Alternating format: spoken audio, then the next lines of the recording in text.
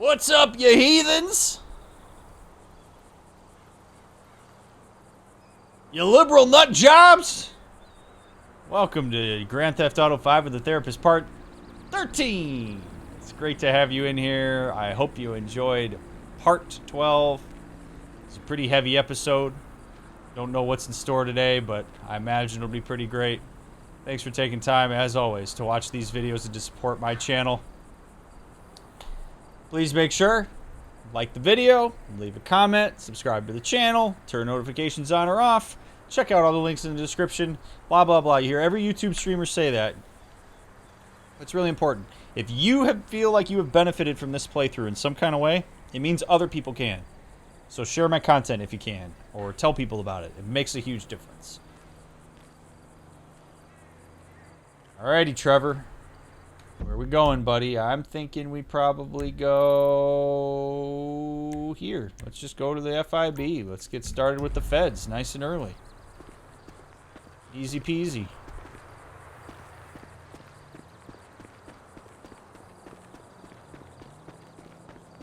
My girlfriend says that video games are bad for you.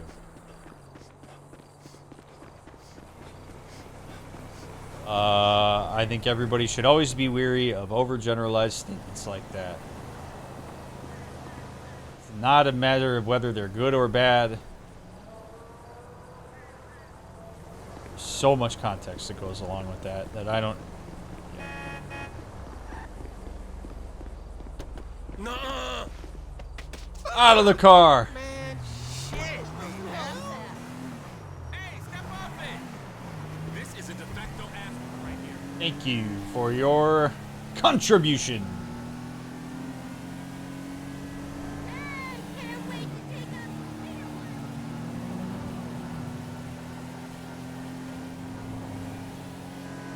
What do we have in store for us today?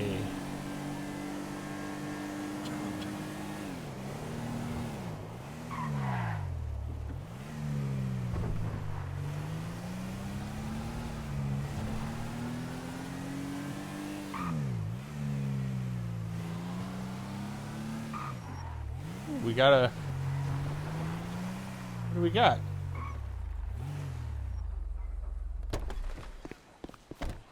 What kind of stuff we got going on over here? Baby, I am so messed up. You look so effing hot. I want to hump you right now. We're never gonna find a cab out here. Are you okay to drive? Drive?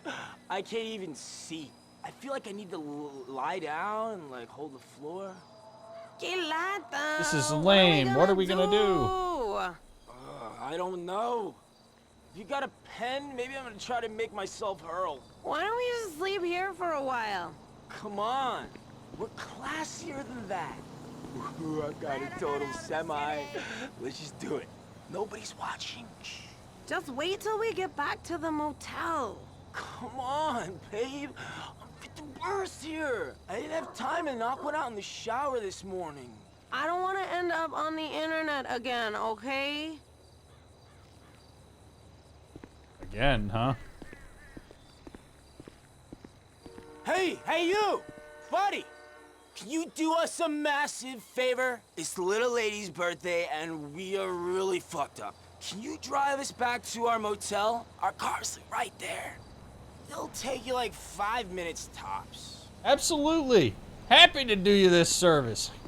Hop in. Limo de Trevor. Come on, please. It's your birthday.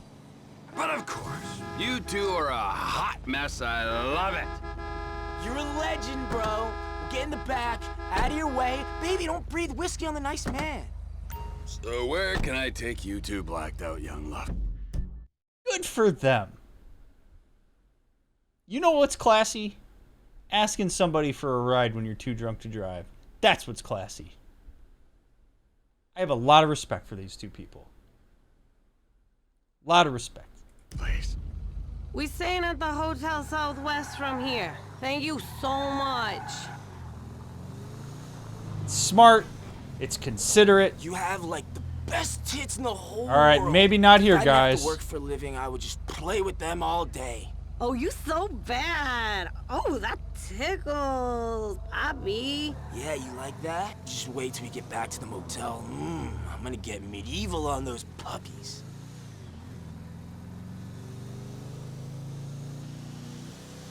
Oh, God, you know what that does to me? Shift that sweet little ass over here. Let the wolf see the rabbit. You smell like cigarette and buffalo wings. It's making me so horny. Come on, give me a slice of that giblet pie. Whoa! Whoa! Whoa! Whoa! Whoa! Whoa! Whoa! Guys! Hey,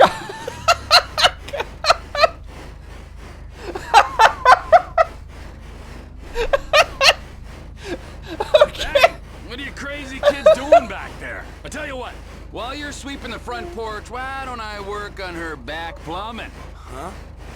What did you say? How about I suck those kidney stones right out of your balls, big guy?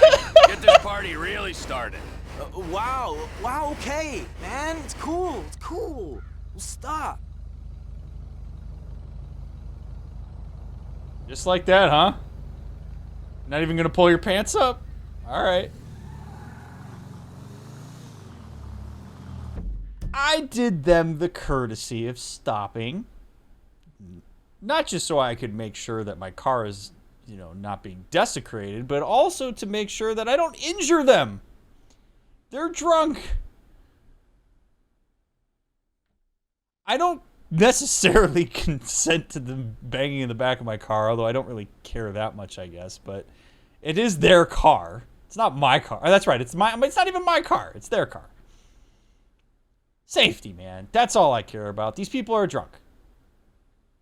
And though people are accountable for what they do while drunk, it is also, I think, kind and respectful for the sober folks around people who are drunk to acknowledge the impact that being drunk has on people. They're not considering safety right now. They're not, I mean, hell, they don't even know who I am. They just know that I'm giving them a ride home. So you know what? I stopped at that stop sign. I let them do their thing safely. They don't have their seatbelts on. I don't need that dude getting a broken little dude. I don't need her getting injured. Let's just be cool, all right? We're in their car. I offered to give them a ride home. They want to bang in the backseat while I drive. Didn't I tell you this would be the best birthday ever? I'm so sleepy. Yeah, you save your energy for the motel room. $40 a night, we're gonna get our money's worth. Like, look, if I'd have gone over those railroad tracks while they were banging, come on, what kind of Uber driver would I be?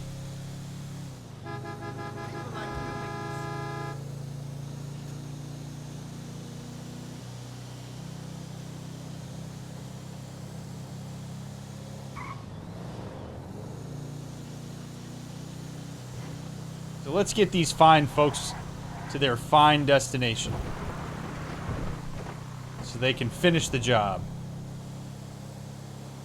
What the hell do you think you're doing? I was not expecting that when I turned around.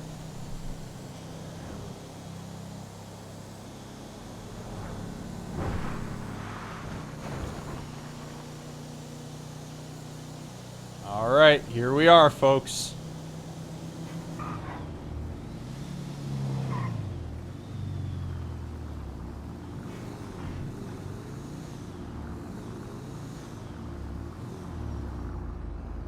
Thank you. You're like the best.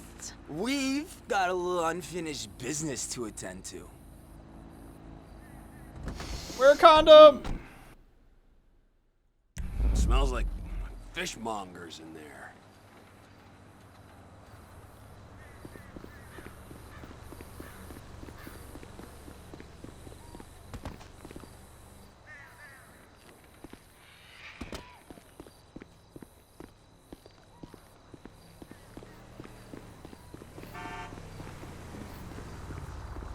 I don't want that guy's car. Ooh, wait a minute. Let's take this thing. There's no way the people who drive this car are dangerous.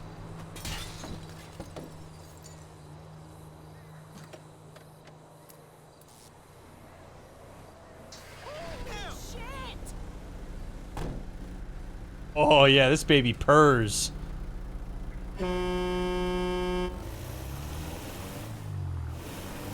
Oh.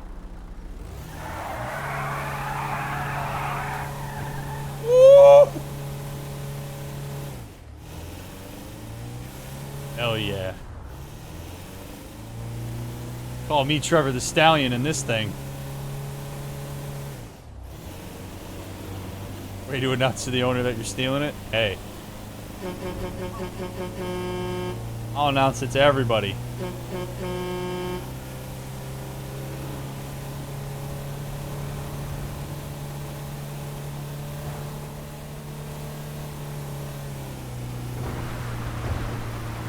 This thing's been reliable since 1968.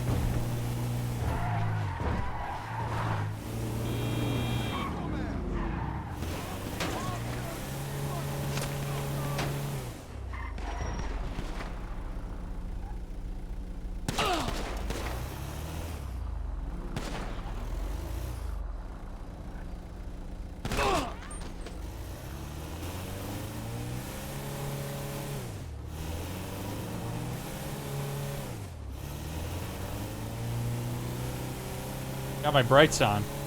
Oh, no, I don't. Got my floodlights on.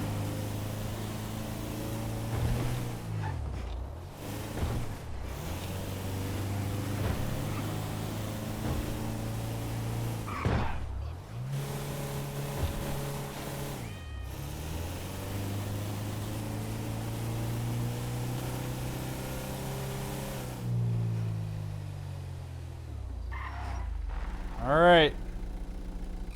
Let's see what the feds have for me.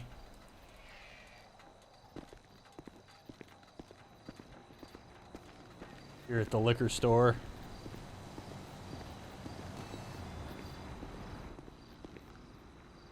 Interesting place to meet.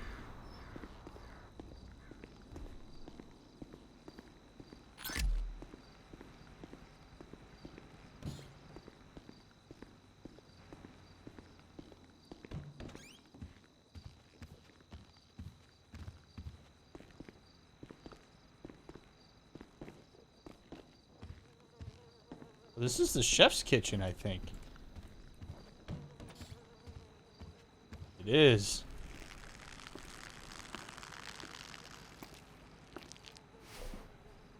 Oh, nice place you got here. Oh, yeah, it's easy to mock, isn't it, huh? Cheap and fucking easy. But this here is my place. And my work paid for my place. All right, relax. I was just being sarcastic. Yeah, well, don't be, all right? Because the world doesn't need any more sarcasm. It's the blight of the age.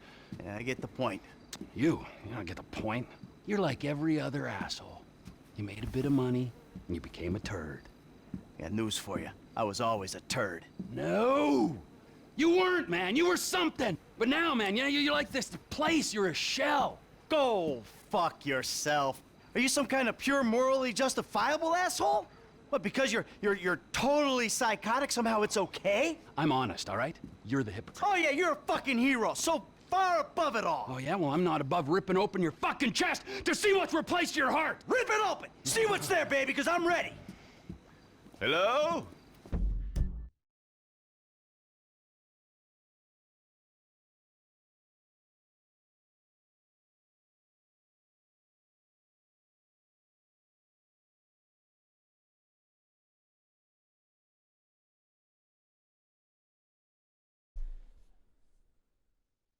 I have found it progressively easier and easier through this game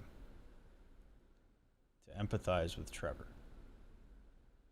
I'm not going to sit here and make a case for why, you know, Trevor's right here and Michael's wrong. That's not the kind of analysis we're going to do here, but I want to kind of put this like little personal note on this that like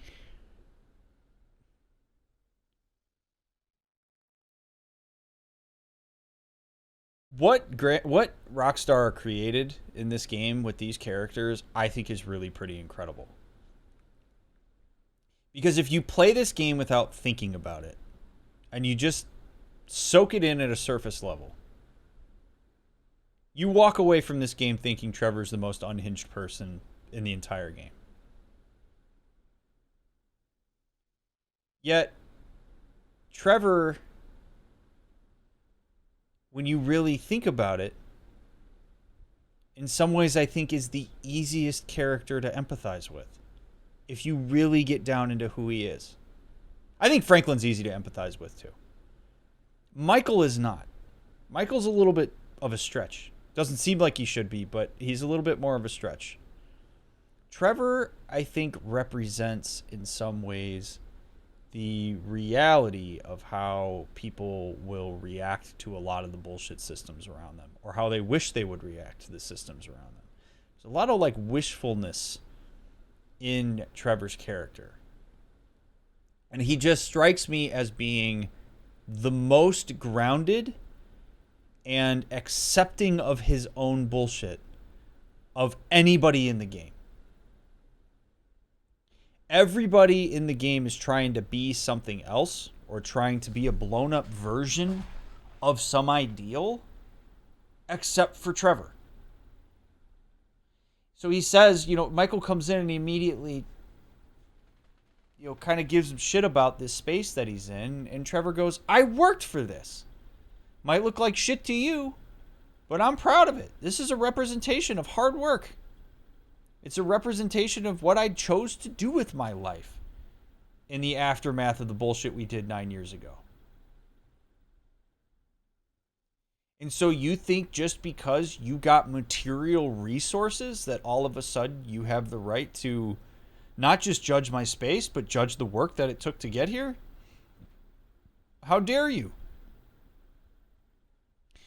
One of the things we see from Michael is some of his own self-loathing that he is projecting onto Trevor, and we see Trevor rejecting that projection.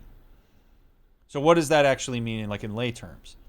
So we've already discussed, right? Michael has a strong amount of self-loathing. Michael thinks he's a piece of shit.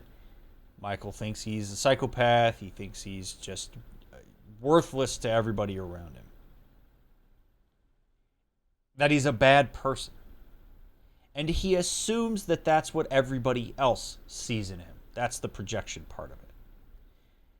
Trevor fights that projection and says no, and almost gets angry at him. Like, no, you're not a piece of shit. Your narrative is shitty, but you aren't shitty. And the fact that you've gotten so detached from that is frustrating for me because it affects our interactions. It blocks you from having authentic experiences with people because you're going into it thinking that you're a shitty person that nobody's going to like. Which is the opposite in some ways of how Trevor enters engagements. Trevor goes into things thinking that people are going to like him.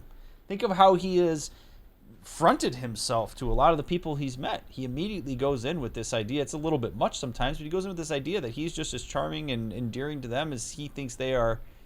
And he kind of controls things in that way sometimes. But this clash between the two of them is really one where you have a person who's trying to take advantage and pay attention to reality and another person who is kind of in psychological la-la land. And then when he goes to the classic line to Trevor and says, you're psychotic. And Trevor is gonna feel crazy if he, again, pretty grounded in reality, pretty intelligent, pretty observative of the world around him, is constantly told that he's a psychopath for that grounding in reality.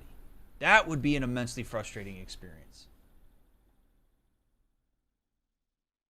But this is what, so all of that said, this is what arguments and engagements look like when there is a lot of unresolved and unprocessed strife that goes on between two people. What I say to folks all the time is that if you don't attend to your emotional experience, you don't attend to the narratives you're creating as a result of that, and you don't attend to how you've been impacted over time by a specific person or thing, and you suppress it, which they did for about 9 years on their own, it comes out in ways that are going to make it seem like you're out of control. It's there whether you want it to be or not. So attending to it is what is going to allow you to engage with it and then engage with others in a much more meaningful way, where this conversation could go much more effectively. Michael maybe doesn't come in hot with this is a shitty building. Trevor says, hey man, I worked, instead of in a sharp, aggressive tone, Trevor says, hey man, you know, I really worked for this. I'd appreciate it if you didn't shit all over it. And Michael goes, oh shit, you're right. Sorry, man. How'd you get here? Right? Like, start engaging from curiosity. And I do think that Trevor also, I think, is mindful of the fact that this is not necessarily an ideal environment. Doesn't look super great. Maybe there's a piece of him that's slightly ashamed by it, and maybe assumes that Michael's intent here is more than it is. Like, I don't think Trevor is an angel in this interaction. I think he's also doing some projecting. Yeah, when people come into your house and just start making comments of the state of it, exactly, Gappy, like, that's a shitty experience. Like, this is my environment. Like, don't come in here in your suit with all these nice creased edges and start just shitting all over something that I've worked my ass off to build. I think that's something that a lot of us can empathize with. Oh, ladies, what's up? Fuck off! Listen. I'm sorry, but we've got a problem. Government...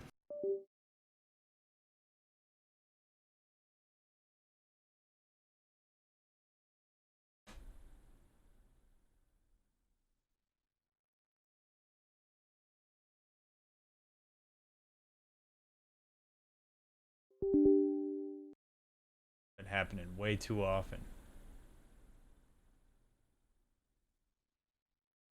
Makes me wish there was cross save to Xbox.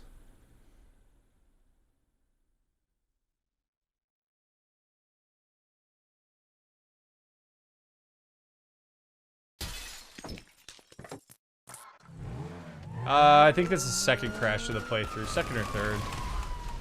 We've had a couple weird glitchy hitches. I got plenty of space on the hard drive. Yeah, it's not anything like that. I think it's just the game's just got issues on PC.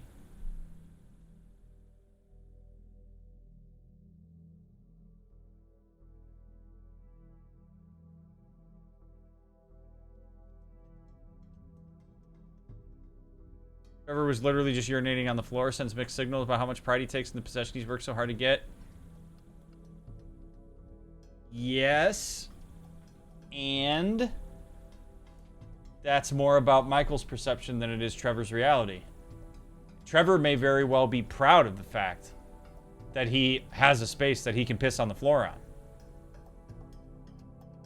Like, that may not be a bad thing, right? So now we're talking about, you know, is urinating on the floor a sign of disrespect? Or is that a reflection of having an autonomous space that he can do whatever he wants in?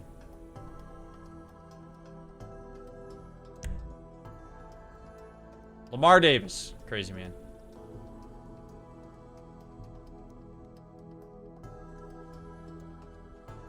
Right.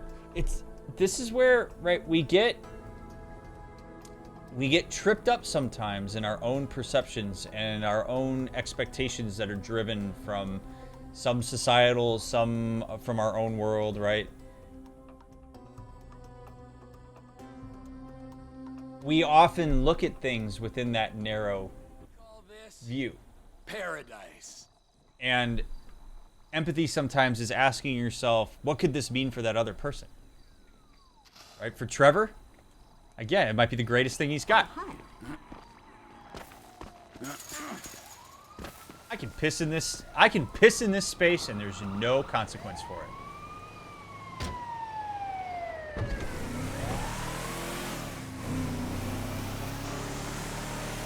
All right, let's do it again. Roll it back.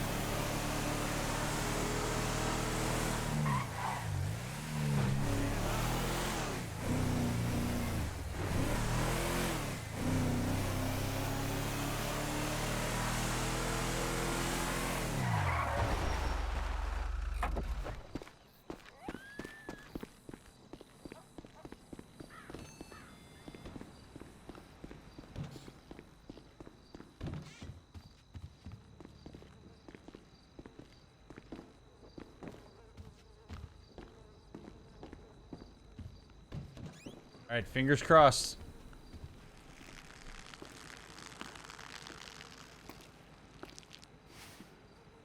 Oh, nice place you got here. Oh, yeah, it's easy to mock, isn't it, huh? Cheap and... Let's break this down scene by scene. Why not? And I'm going to try to take as empathic of an approach on both of these guys as I possibly can. Now that we get, if we're gonna see this scene again, let's do it. Let's really use this as a way to micro-examine this. So Michael comes in, and he uses sarcasm. Essentially, he sees Trevor peeing on the floor. He comes in and says, "Oh, nice place you got here." Now, a lot of times, sarcasm is something that people use to disguise vulnerability, or to create distance between some kind of reality. I think it is fair to say that Michael and Trevor both care about each other. They both want each other to do well, and they have some degree of empathy for each other. I don't think the two of them would continue to work together if that wasn't the case. So enter Michael's point of view. Michael has lived a pretty, as far as resources are considered, he has lived a life of luxury over the past couple of years, and has probably passively raised his standards about what he would expect from an environment that he works and lives in. Now, he comes into this building and he sees Trevor in this circumstance, somebody he cares about, and very likely the deep down vulnerable thought is, oh my God, this is what he's been dealing with? Because remember, Michael hasn't really spent a lot of time out here. This is what Trevor's got? What have I done? Would be the follow-up. Well, that's a really vulnerable space for Michael to occupy. So what do you need to do? You need to create distance if you're going to save face in this circumstance, knowing that the FIB is on their way. So say something sarcastic. Take control over your perception and give Trevor a little bit of shit, because that sense of vulnerability, when considering Trevor's circumstance, gives Trevor power in their dynamic. Michael's not going to want that to be the case. All right, so rather than attend to his own guilt, his own sadness, his own disappointment, Michael cracks a joke at Trevor. Trevor turns around. He goes, "Oh, you would say that, wouldn't you?"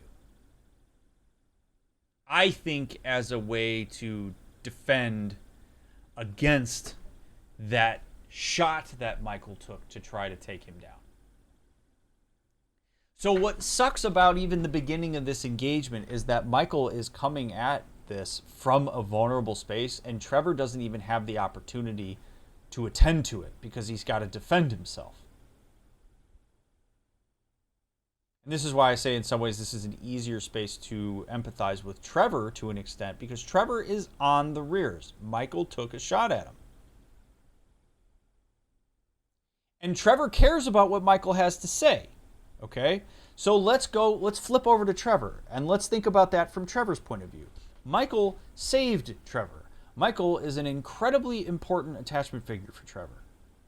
Well, oftentimes when people experience a parent-child dynamic, particularly when they are idealizing of the parent, the thing that you usually want to make sure that you don't do is disappoint the parent.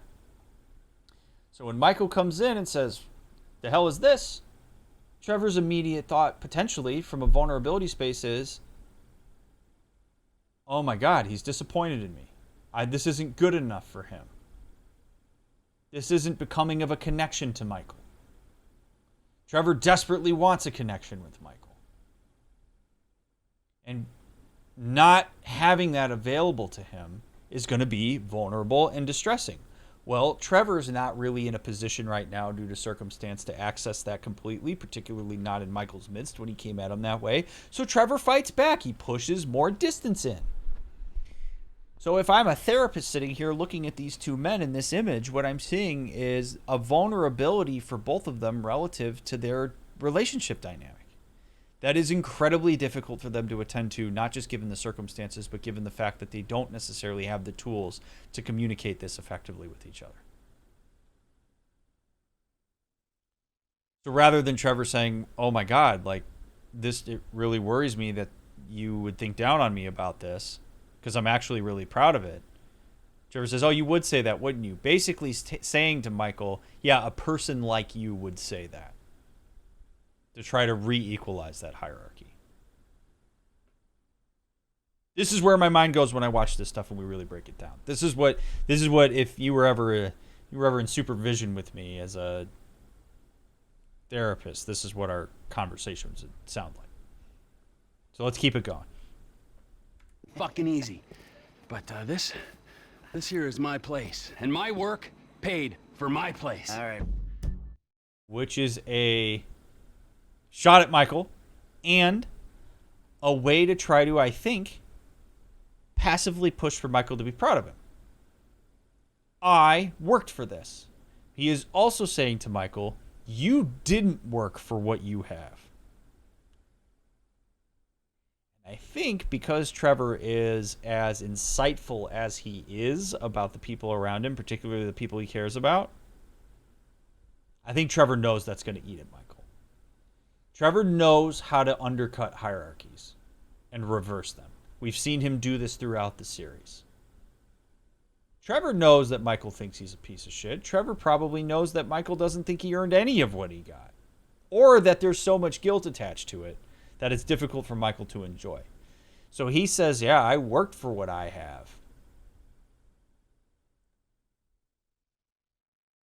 And Michael's going to hear that as you didn't.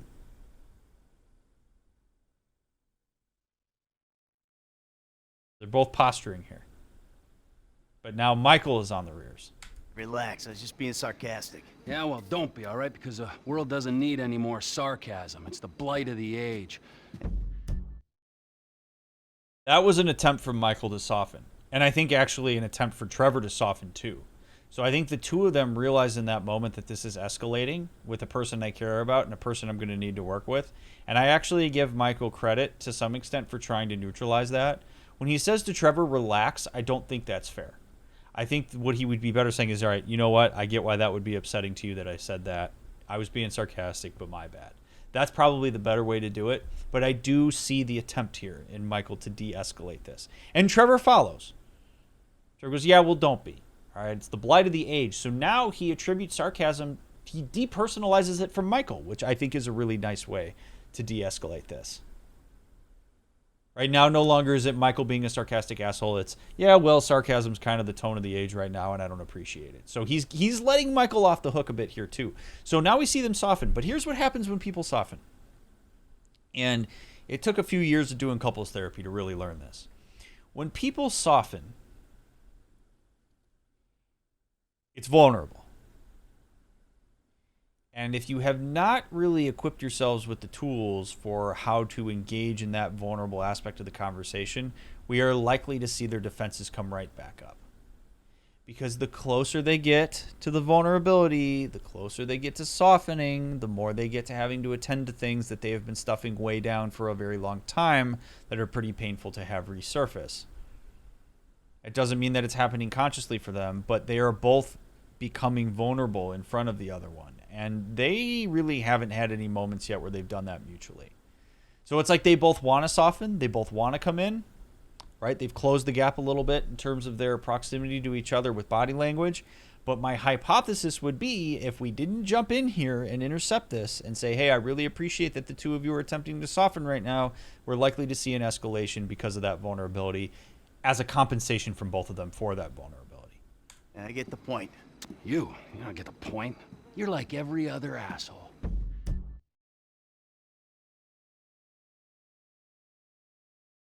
So now it's Trevor's turn. Michael de-escalates. Says I get the point. I think the reason that this makes Trevor so angry is because I think this is Trevor basically saying, no, you do not understand me. It's very teenager.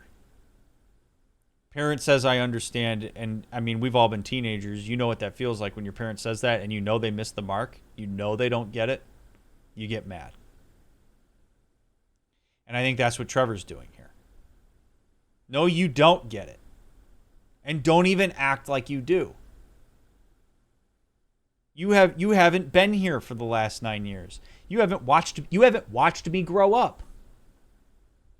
You have no idea what you're working with or what you get. How dare you say that to try to placate me? So I'm coming back. I'm calling you an asshole. I'm going to neutralize that in the same way a teenager says to their parent, fuck you, asshole.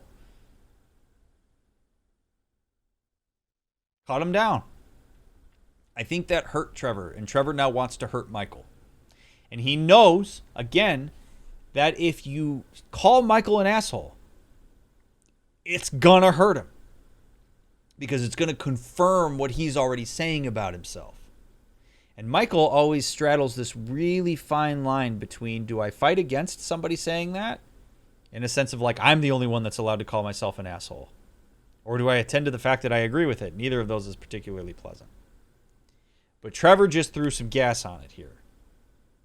I think out of a misplaced reactivity to what Michael's saying. I think Michael truly was trying to de-escalate this situation, and Trevor had a hard time hearing it that way. Because Trevor has not really worked out with Michael the importance of Michael in his life, because that would be a vulnerable conversation to have. You made a bit of money, and you became a turd. I got news for you. I was always a turd. Michael uses I'm a piece of shit to justify a lot of his actions. The interesting difference between Michael and Trevor, in my opinion, is that Michael uses ownership of the bad things he does to make him seem like he's a victim. Poor me. I do all of this because I suck, because I'm a bad person. And this is something that a lot of folks do. And this is why it can be really dangerous to have self-defeating narratives. Because sometimes that self-defeating narrative becomes a justification for things that you have the power to choose. So Michael says, yeah, well, I got news for you. I've always been a piece of shit. I've always been a turd. And I'm slave to that. And I do these bad things because of it. And I can't help it. You should feel bad for me in some ways as the underlying tone of that. And Trevor sees right through that. And also, it hurts Trevor, I think, to see Michael say that, because Michael has not been a piece of shit for Trevor.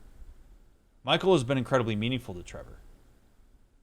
And so really there's only two options available to Trevor, which is Michael is a piece of shit, and thus I have idealized a piece of shit for a long time, and I put my faith in the wrong person, which is an incredibly hard thing to consider. Or Michael's wrong and is so far gone and out of touch that it's impossible for me to connect with him right now, which is also vulnerable for Trevor.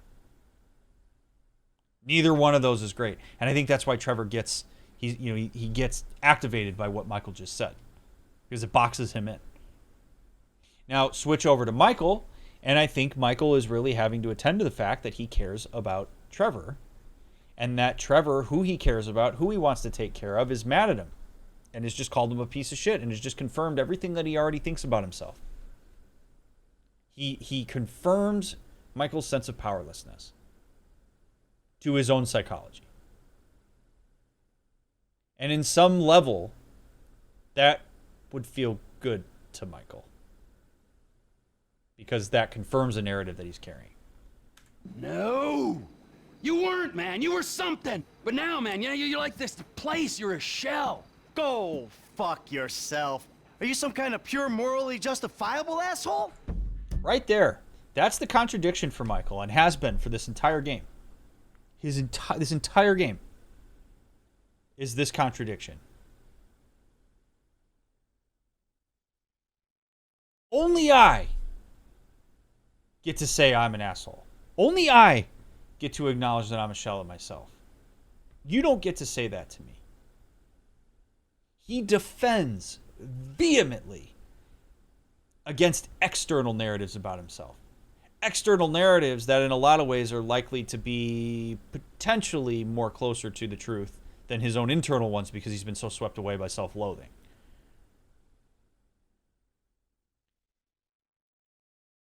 So it doesn't make a lot of sense, right? Because if you're Trevor, you're like, what the hell? You just owned up to the fact that you're a turd. So what is it? Do you actually believe you're a piece of shit? Because if you do, what I just said should have just soaked right in. Or do you not think you're a piece of shit and you're using that as an excuse for stuff? Which one is it? Because Trevor pinged a vulnerability for Michael here when he said, you're just like this place we're in. You're a shell of yourself. Well, where else has he heard that? His wife, his kids, himself. So Michael goes to, okay, do I own up to this or do I fight against it? Well, Trevor's aggressive. Let me fight. If I'm a shell of myself, does that mean it's impossible for me to connect with Trevor, somebody I care about? And Trevor thinks if Michael's a shell of himself, is he impossible for me to connect with somebody I care about? We have two guys that want to connect with each other and are misfiring immensely because they're trying to save face in their own ways rather than push themselves into the vulnerability. What, because you're totally psychotic, somehow it's okay? That is projection. That sentence is pure projection from Michael because that's what we've heard from him throughout the entire game. Dr. Friedlander has said that to him. That's the narrative he carries. That all of this is somehow morally justifiable because I'm a piece of shit. That is Michael's narrative. And for him to take that and assume that that's Trevor's narrative, it is pure projection. And that's why Trevor turns around right there. Almost like a baseball player turns their back to the pitcher when they know the ball is going to hit them. I'm not giving you the satisfaction of seeing the pain of that. But that is all Michael. And the reason that people project, by the way, is because it's easier to interact with the parts that we don't like about ourselves and our narratives if we throw them into another person. This has now in some ways become Michael having a conversation with himself from Michael's perspective. He's perceiving Trevor as doing the thing that he has long relied upon in his own psychological way to justify all the stuff that he's done. And that his therapist has told him that he is. Which is why, way back when I said, Dr. Friedlander saying that Michael is psychotic is dangerous, this is why. This is absolutely constraining Michael's ability to connect with Trevor here. I'm honest, all right? You're the hypocrite. Oh yeah, you're a fucking hero, so far above it all. Oh, yeah? Well, I'm not above ripping open your fucking chest to see what's replaced your heart. Now we're just in aggression. Now nothing they're saying really matters. Now this is all just, let me make sure that I don't walk away from this feeling exposed, vulnerable, and defeated. Rip it open. See what's there, baby, because I'm ready. Hello? Oh, ladies, what's up? Fuck off! Listen. I'm sorry, but we've got a problem. Government funding thing. We need you to investigate a research lab upstate. It's about terrorism, the big one, nerve gas, biological terror. Thank God I don't pay tax. Listen, you'll need some fairly standard gear. Boat, tandem rotor heavy lift helicopter, truck, weapons. You'll have to source all of that. Chopper alone will set you back a couple of mil. Oh, no worries there. Trevor here, he just came into a lot of money. Is that sarcasm? Oh, you're fucking A-right at sarcasm. You fuck. A few weeks ago, I was happily retired, sulking by my swimming pool. And my psychotic best friend shows up out of nowhere to torture me over mistakes I made, honest mistakes I made over a decade ago. Yeah, God forbid there be any consequences. I think they are still flooded. Flooding, by the way, is when we'll call it your animal brain. Some people call it your lizard brain, your primate brain, whatever you want to call it. Your amygdala fires, squirts all this gobbledygook all over your prefrontal cortex. Prefrontal cortex shuts down. Gone. The synthesis of information when you're flooded is out the window. People don't hear what you're saying. People can't take abstract concepts and put them together anymore. They just can't. They biologically cannot.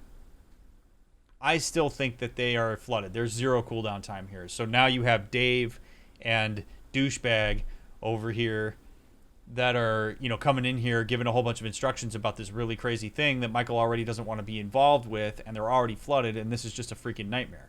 And because Michael believes that the other two have him just totally screwed, he's transferring all this over to Trevor, because Trevor is perceived as a lot more unconditional of a relationship, which, by the way, is a common thing that humans do. We tend to take advantage of unconditional relationships in these moments when other relationships are conditional. I think in some ways that's what Michael's doing. Michael is not taking accountability for his actions. Michael, at any point in time, could have said no here. Michael, at any time, did not have to pull that house off the hill, didn't have to get re-involved with this, didn't have to go on a bank heist. What's happening right now, in some ways, is not solely on Michael, but it is absolutely a consequence of Michael's actions. And you hear it in the contradiction. I mean, it's beautiful writing in the game. I was happily retired, sulking by my swimming pool. It's an inherent contradiction. Michael wasn't enjoying retirement. Michael enjoys this. He just has a hard time acknowledging it. What's beautiful to me about Michael's character is Michael has a very hard time acknowledging reality. Trevor is a pure acknowledgement of reality. Michael is an acknowledgement of ideals, of wish it was, of should be's, of could have beens, of would be's.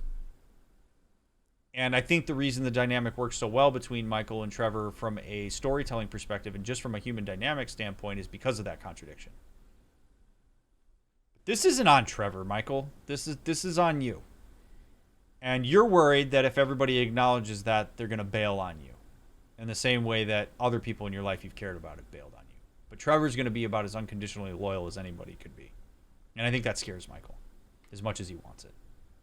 We, our little posse, are flat fucking broke. But hey, let's go out and spend $2 million on a tandem rotor fucking chopper so I can go steal nerve gas from fucking terrorists.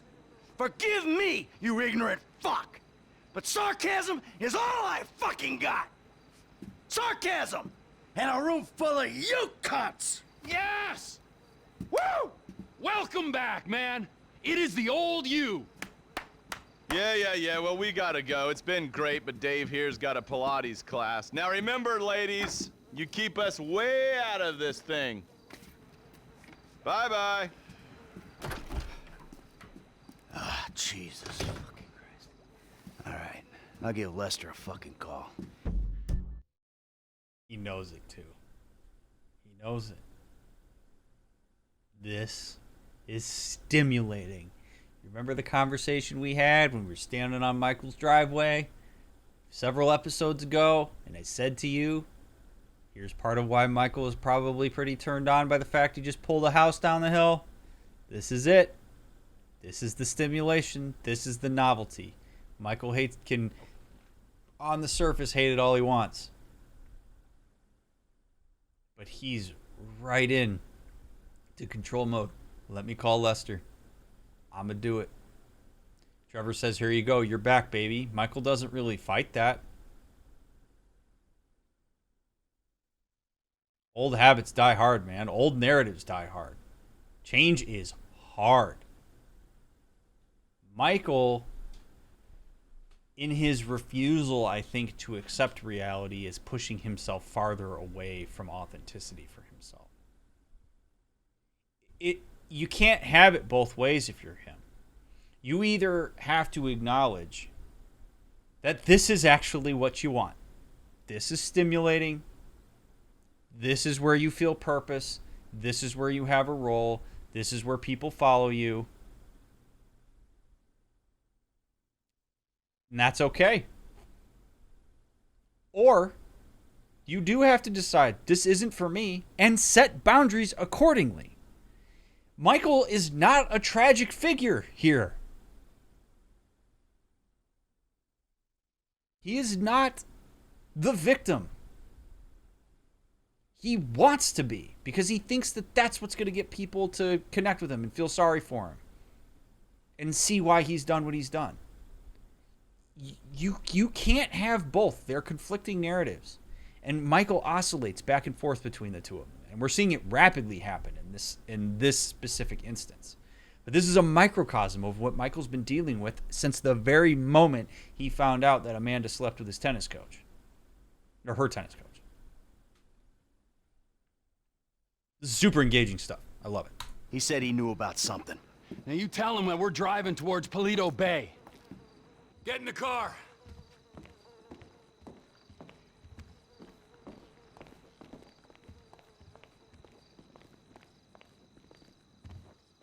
Hope you all enjoyed that breakdown. I don't know. I sometimes hesitate to do those because they can be a little bit much, but I also think it's cool to do them every once in a while because it's really just like a deep dive in the interactional dynamics that's going on. I might make that its own separate clip.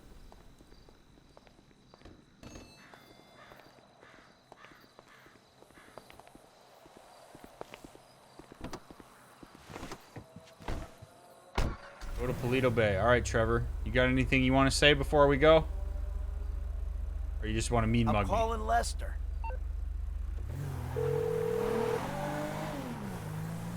What now? We got a funding problem, so we need a job. Before the jewel store, you talked about a score, a bank in the sticks. I need you to meet us there. Paleto Bay, right? That's the one. I'll get on a bus. Boom, Lester's there. All right, Lester's meeting us there. Don't start. I won't. No way. Good call.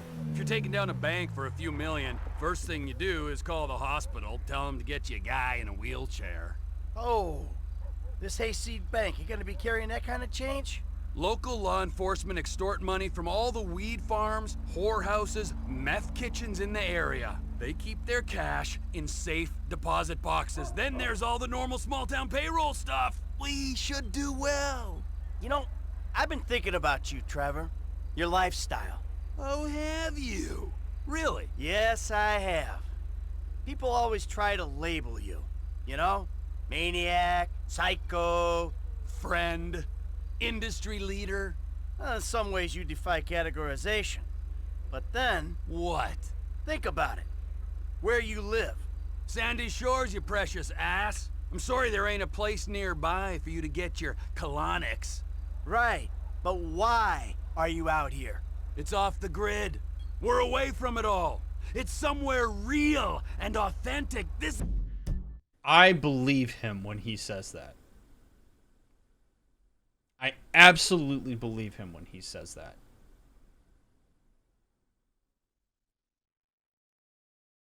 You know, in some ways, human authenticity, human impulse, human drives are ugly. Pure freedom is not the ideal that people like to pitch it as, necessarily. He is authenticity. He is personified,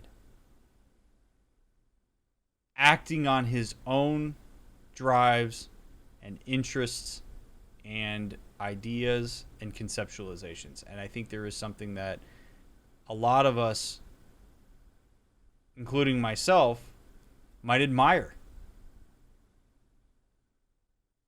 He lives in a world that's filled with inauthenticity, with people trying to be something they're not, trying to be somebody else, all this stuff. And we look at him and his being totally fine with wearing ragged clothing, with living in the circumstances that he lives in, with being off the grid, with doing honest work, etc., etc. He doesn't really shower very often. His hands are all picked. His hair is unkempt. And he's fine with it.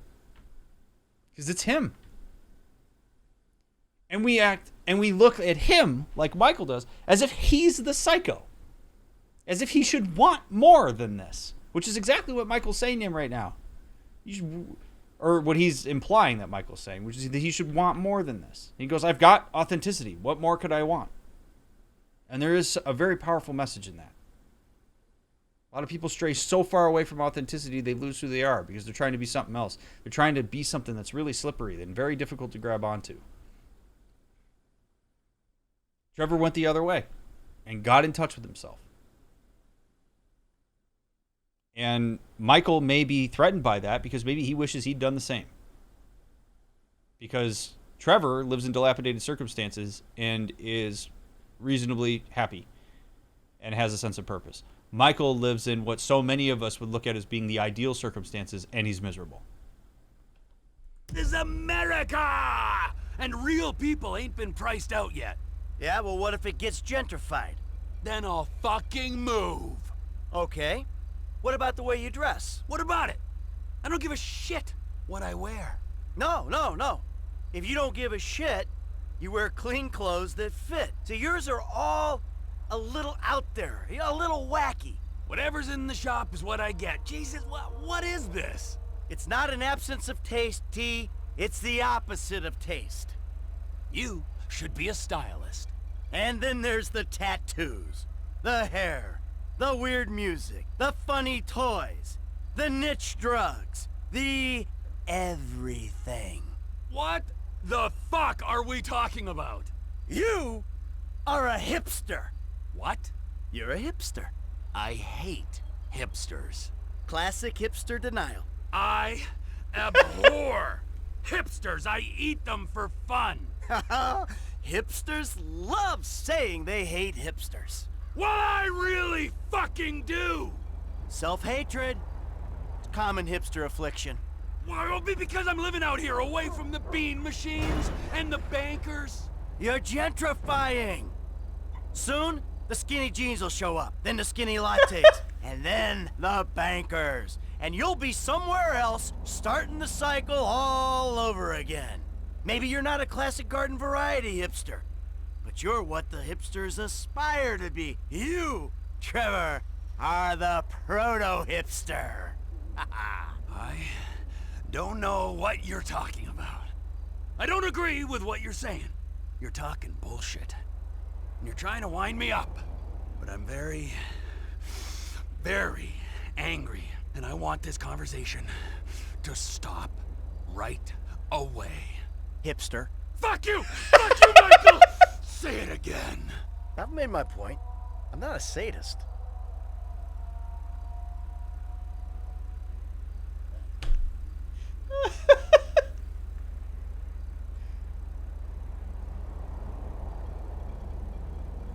Oh my God.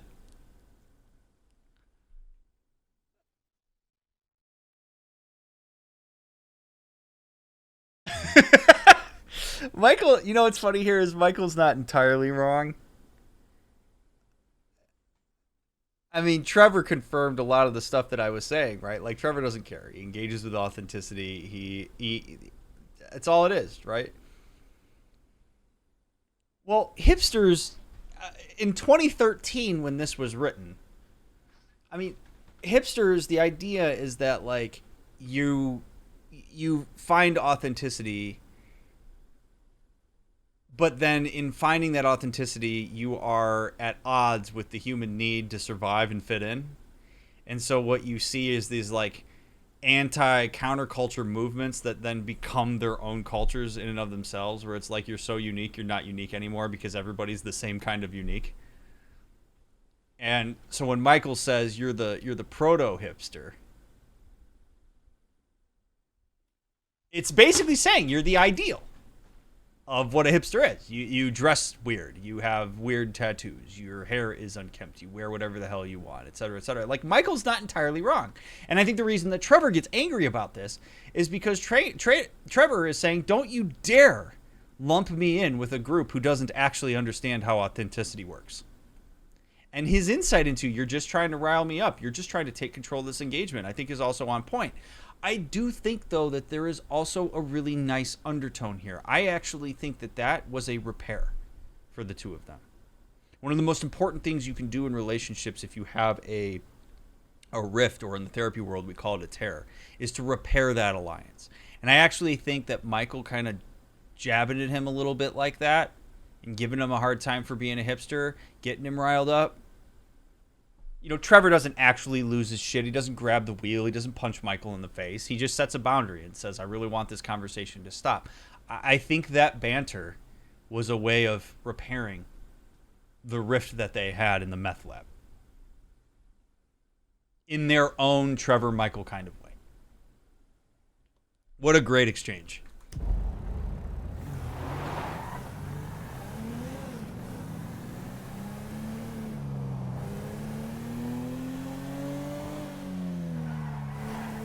And you'll notice that when Trevor finally set that real boundary, Michael didn't keep pushing. Michael stopped. There is respect there. That was funny though.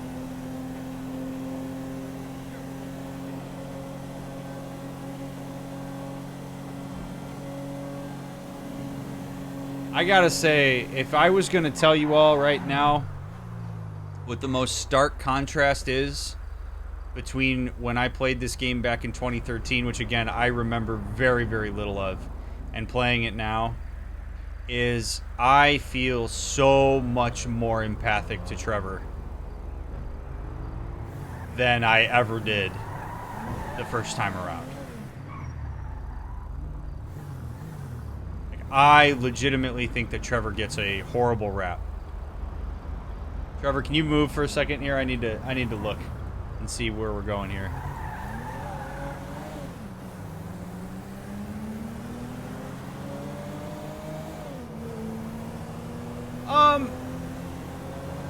Yeah, I mean, I don't know, Rosalind. I would want to ask them what if they, you know, how they experience that. I do agree that like constantly jabbing at each other is not necessarily the best way to show respect, but I do think there is a reflection there to an extent of the fact that there is still like some respect and connection between the two of them, that they could banter like that.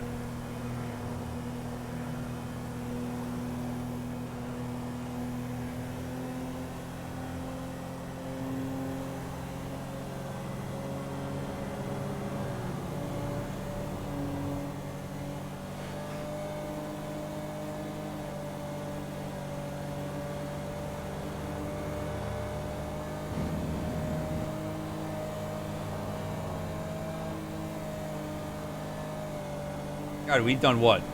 Half a mission? We're already an hour into the stream? Stuff tonight.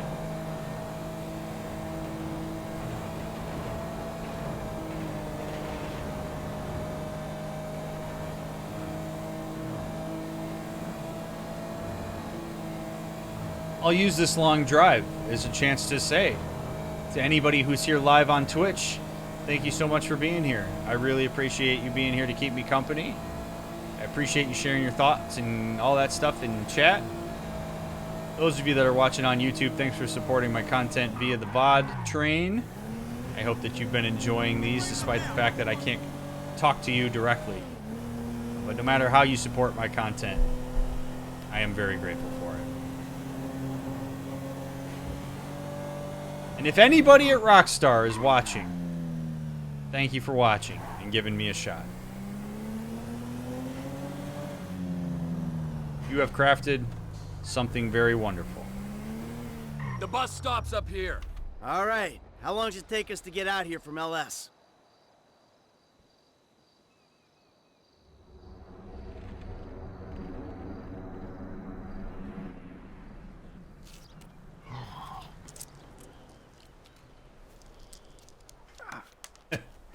Come on, man, knock it off. What?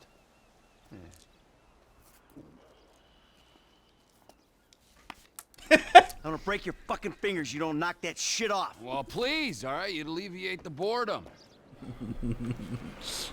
Finally. Parent-child dynamic. Parent-child dynamic. Out the door.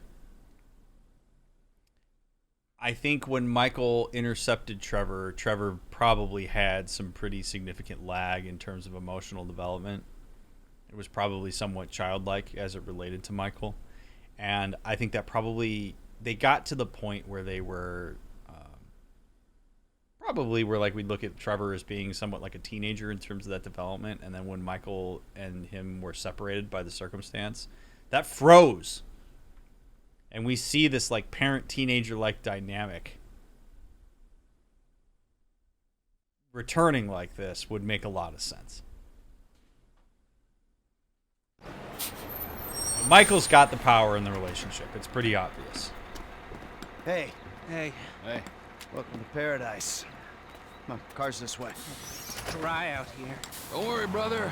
Michael will take care of all your moisturizing needs. Oh. Shall we? Might as well get started. Nice. Opens the door for Lester. Okay, let's take a look at this bank. And we'll go to the front of the bank, clock the entrance. If the paperwork's correct, the alarm will be a relic. We should be in and out before the local PD knows what's happening.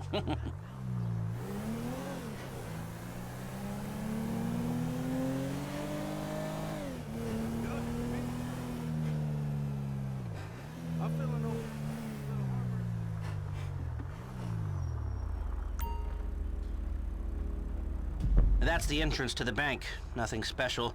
Take us around back. Okay.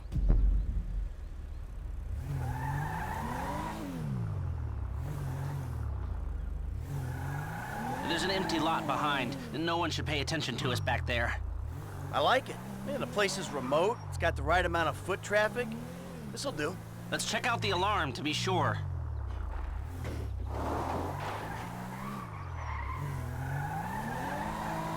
Drive over to the empty lot with the open-top dumpster in it.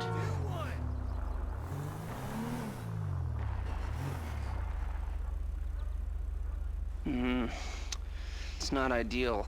It's gonna cost more to break that system than the score's gonna pay. Well, then we're gonna have to find a new score. No. This is the score, right? What are our options? It's a dumb idea, but we could trigger the alarm, see what kind of response they throw out. That is a dumb idea. Hey, you heard the man, all right? Shoot the sucker. Oh, okay.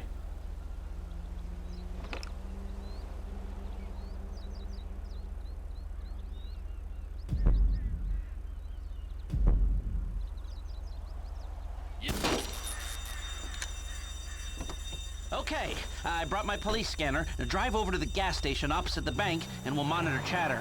All right.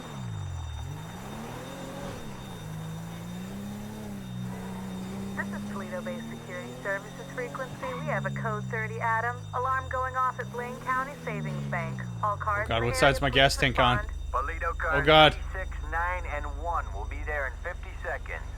Roger that. 4 Driver's units. side, good. Backup team at station is available. They've dispatched 4 cars in 60 seconds and more on standby. And it isn't even 30 Victor shots fired. Oh, this is a real headache. What do you got on the clock?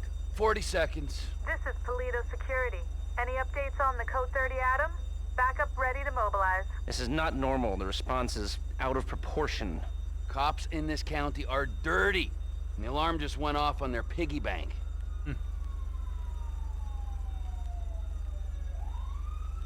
This is them. What is that, a 67-second response time? Yeah, 4 cars. More in the wings. Bad cops, guarding dirty money. Fuck how many? We can take this. Wait right here. We'll see if anything about their routine suggests a weakness. Paleto Radio, this is Paleto Car 3. We have a code 12, false alarm, possibly triggered intentionally. Roger that.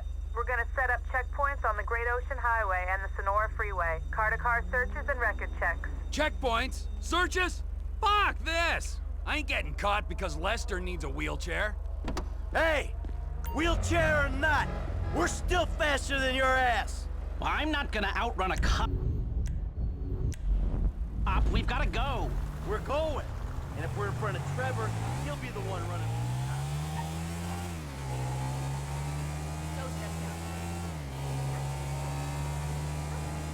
Alright, so this isn't looking good.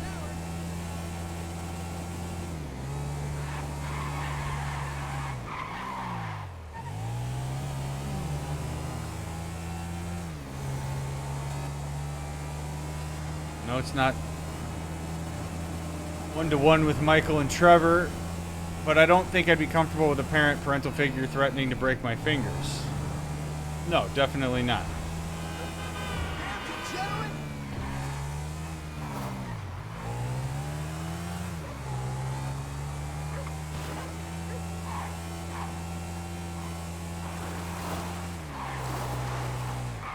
Uh-oh.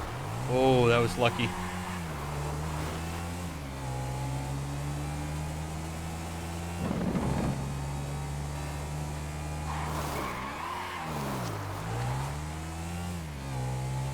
Oh shit, he's behind me.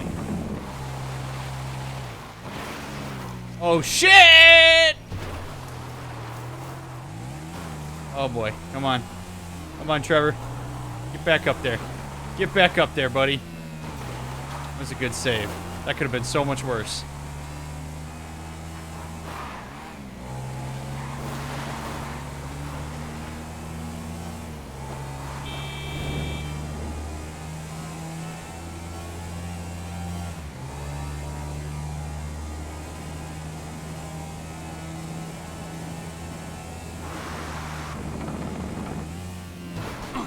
Oh!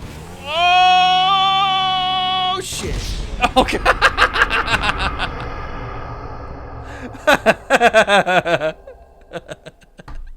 I didn't think that would kill him. Oops. Any particular reason for the first person driving? It's way more immersive for me. I think it's way more interesting. Hey! Oh. Wheelchair or not, we're still faster than your ass. I'm not gonna outrun a cop. We've gotta go. We're going. Alright. We're in front of Trevor. He'll be If there are any mods in here, you can do a prediction. Do it like 30 seconds. Will I beat Michael and, will I beat Michael and Lester?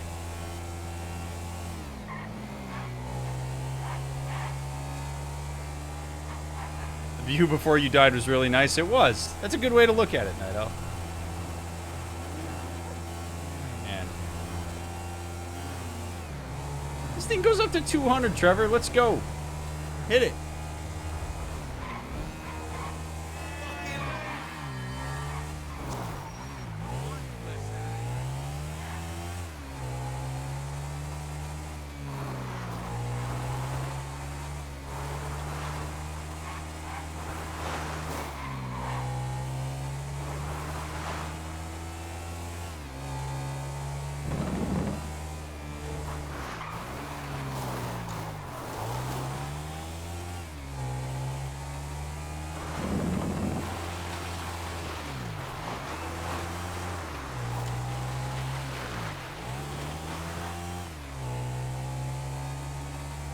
In this run.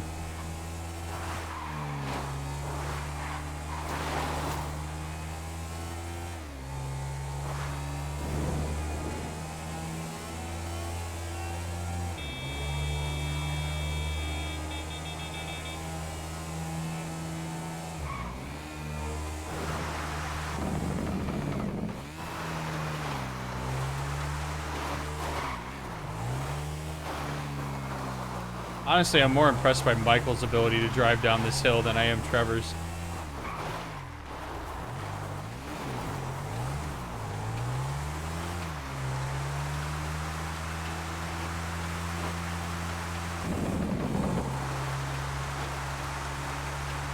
Beautiful day here.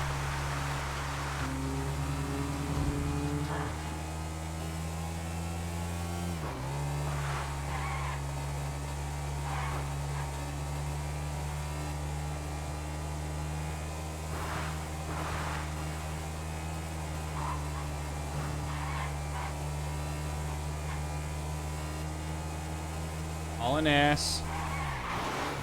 Oh no. Oh no! Oh, I thought it was more shallow than that. Oh no, do I fail? Oh no, God. Oh God. Oh Jesus. What a nightmare. Oh God.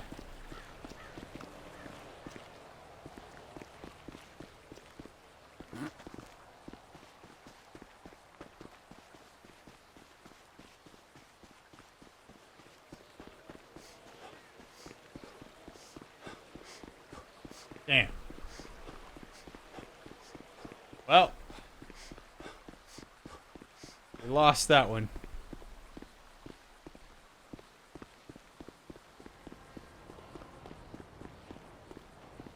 I wish it was the year 2077. I could just call my car.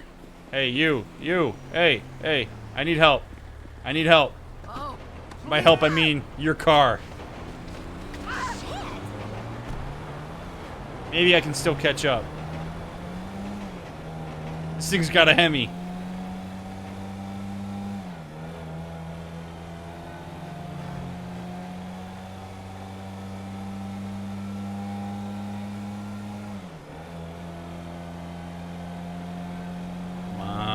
man, old buddy. Don't let me down.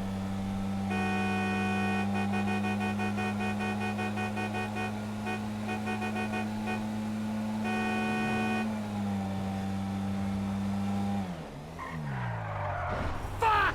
How'd they get here? Well, they didn't drive into a river. What took you so long?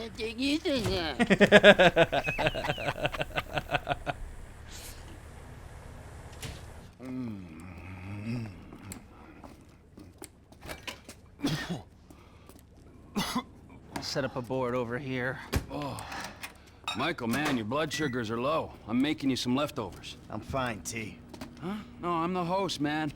You know, I don't want you to get hungry and moody, all right? Then you're gonna be making the wrong decisions. Man, I've been making wrong decisions my whole life. That's how I ended up here. Here you go. Bon appetito. Jesus Christ, Trevor, what is that? What's wrong with you? That's just a what? An eyelid. It's probably not even human. Unless that gas station job. Gentlemen, some plans for your attention? Good. I'm gonna stay here a minute longer than I have to. So I think our little experiment showed that the response will be too quick to beat and too strong to walk through. That means you gotta face the cops head on. Dirty cops. The dirty cops head on. Head on. Man, I don't know. Well, you'll be prepared. Convoys carrying military-grade hardware pass near here to get to Fort Zancudo. I propose hijacking one and using the equipment to get an edge on the locals. I can get you the exact details of the shipment as soon as we're done here. Anyway, you won't be outside the bank too long. Paleto Bay is, well, it's a bay, so you're a street away from the water where Franklin can be waiting in a boat to get you out of there. I know none of this is ideal, but it's the only way I can see of taking the score and providing for your FIB paymasters. Fine. We need personnel? Just a gunman. They'll be taking on the cops with you, so my advice, choose someone good. Gustavo Mota, Daryl Johns, Chef. Think about my buddy Chef, okay? Consummate professional.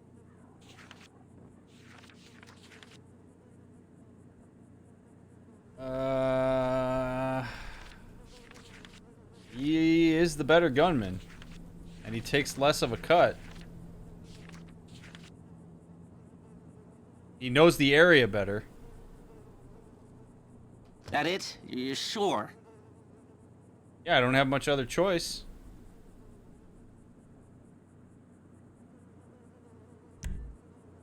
That should do. I'll get the equipment together. Michael, you reach out to Franklin. Trevor, you do what you do. Roger that. I'll call you when we're ready to move on this. You want to bunk with us? I mean, it's gonna be tight, but, you know, mi casa, su casa. I'll get a motel, thanks. All right, suit yourself. Come on, I'll give you a ride. Adios, amigos.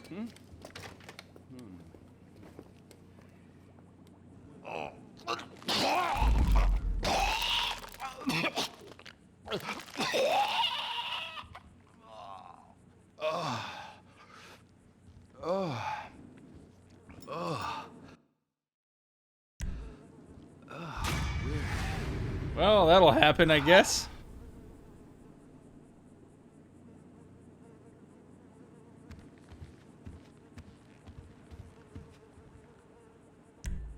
Trevor's legitimately proud of his setup.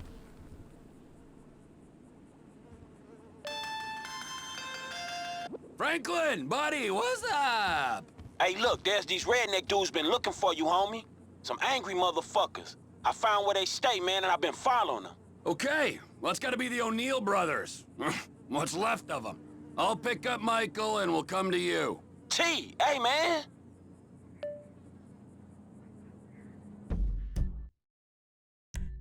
Interesting. The O'Neills are back at us, eh?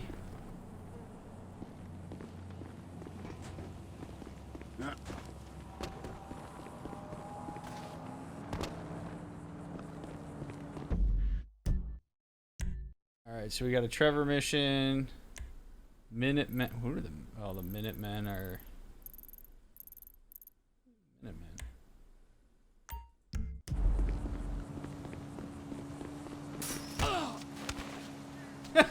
Easy, Trevor. Hello? Hey, y'all! Hey!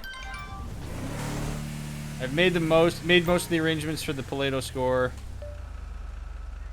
All we need is that military hardware, so move on the convoy when you can. I left a pie at your trailer with Patricia. Good to see you settled down with a lovely woman.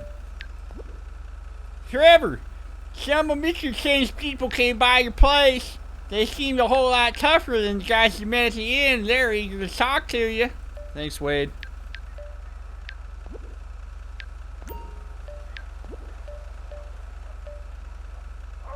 Hey, B and him.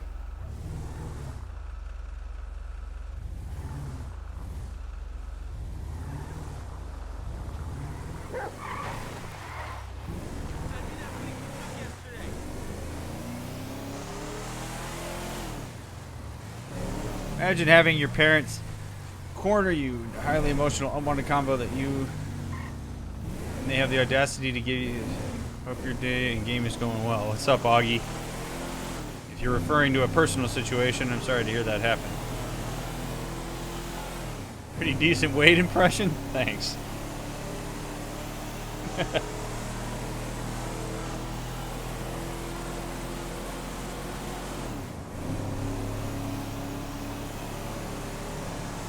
This is not the place to ask that, Jug.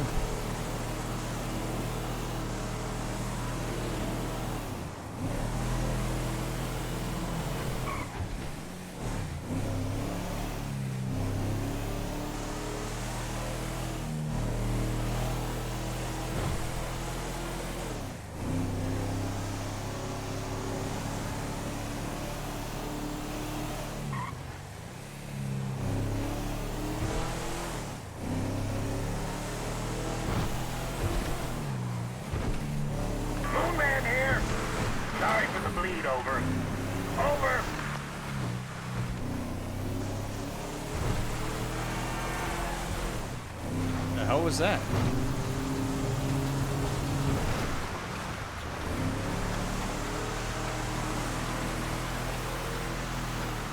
Is that my ham radio?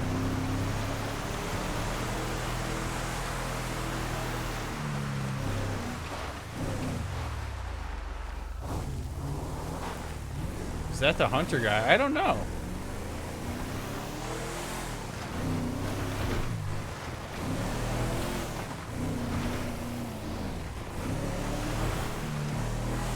These guys, god damn it. All right. All right, let's see where this goes. Look at that! Put him up! Oh, it's you? What are you idiots up to, huh? We are here to keep America pure. This is Manifest Destiny, a proud land where Europeans can commit genocide and call it God's will. Fella can't speak 2 words of English, but he knows this is the best country. Jesus!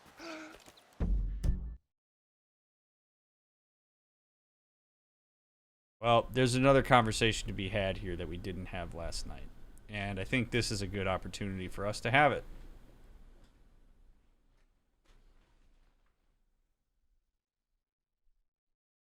There is one... Well, let me do it this way. 2 hypothetical people.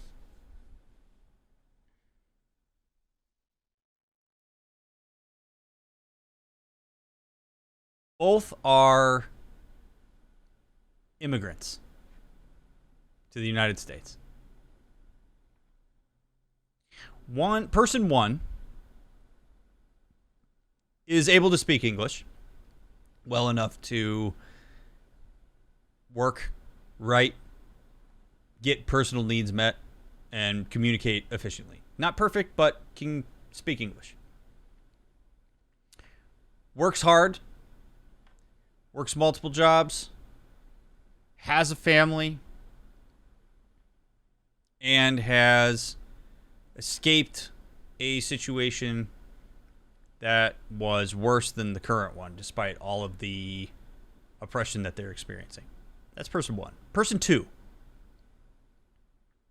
also an immigrant.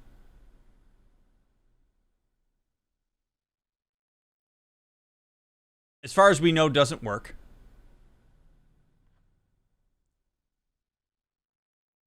Does not speak any English,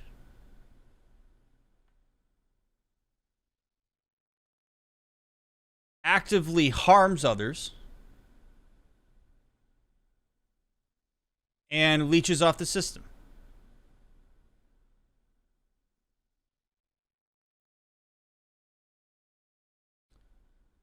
Which one would you expect to be targeted?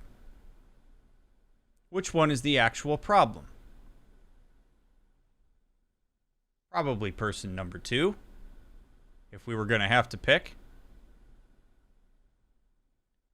Well, person number 2 is the man standing in front of us.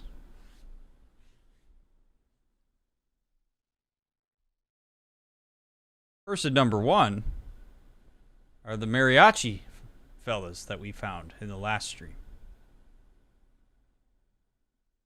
So what's the main difference in why we're going after the mariachi folks and not the man standing right in front of us?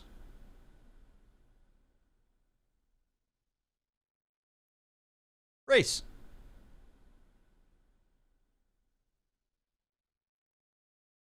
Very easy. Racism is a massive part of the immigration problem. Folks that are black and brown coming over here illegally is a lot less palatable to folks than fellow white folks coming over. And the undertones of that, in some ways the overtones of that, can't be ignored. And if you try to bring these tenets up in certain circles, there is vehement defensiveness that it is not racist. But look at the differences in who gets attacked and represented as problematic as it relates to illegal immigrations and who do not. One of the things that is in some ways I think important to understand about like modern racism is that it is fear driven. I think it always has been to some extent, but I think more than ever it is fear driven. It is the idea. It is all projection. It is the idea that folks who do not look like white folks are capable and even want to do what white folks have done to them. Why are you worried about minorities becoming the majority? Could it be that America has a history of not treating minorities well? It's total projection. It's fear. And it's a narrative that people assume to be true based on something that they themselves have conjured and have been able to perpetuate based on having power over time. So the only real difference between the man standing in front of us talking about protecting America and the folks that we're chasing after is the color of their skin and the country they came from. That's it. Hey, what's that? Illegals ruining the place. Come on, let's go. Liberty, fraternity, equality. Let's get in.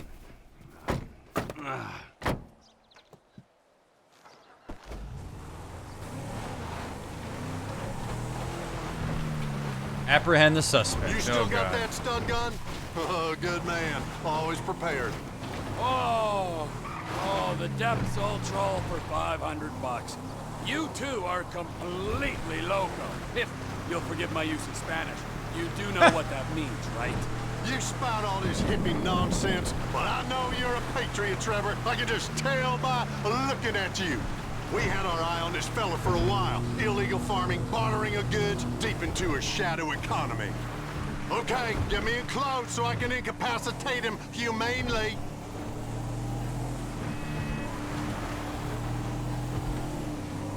Adios, amigo! Hey, Civil Border Patrol, keep your hands where I can see them. This is a citizen's arrest! Not you lunatics again! You could have killed me! Get in the vehicle now, sir! Двигай, двигай! Move, Okay, move. okay!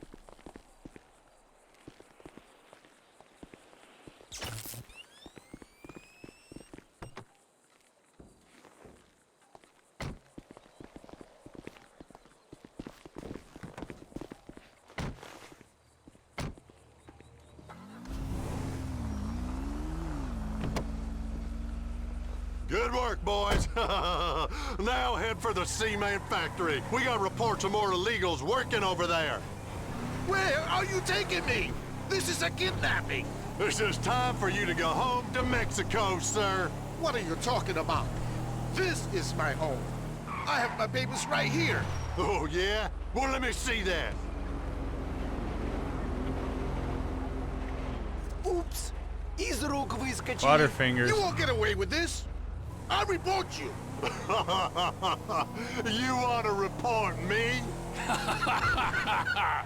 Are you sure this old man's a threat to American freedom? Sure as I've ever been about anything. Jesus, you're a real fuckwit. How'd you get your hands on this patrol car? I'm a proud park ranger, my friend, a trained security professional enjoying his time off. Well, and Joseph here, well, I ain't sure what he does for a living. You see, we're men, we don't talk about ourselves. We're two like-minded pro-Americans who met online, and that's all I need to know. Is there a stoplight I'm not seeing here? Go!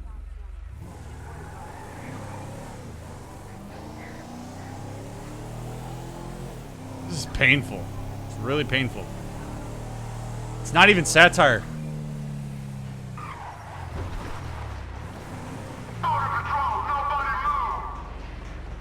There on the bike. Step on it, Trevor. Well, now that's an admission of guilt if I ever saw one. Probably cartel members or child molesters. Who the hell are you guys? Who the hell are we? Well, we are American. Гордые американцы. He Proud doesn't even Americans. speak English. Yeah, but he can sing the national anthem like a choir boy. Полетели!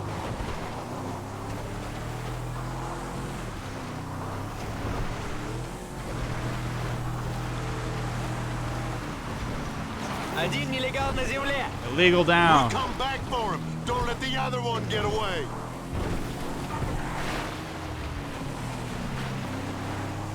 Got it. Beauty.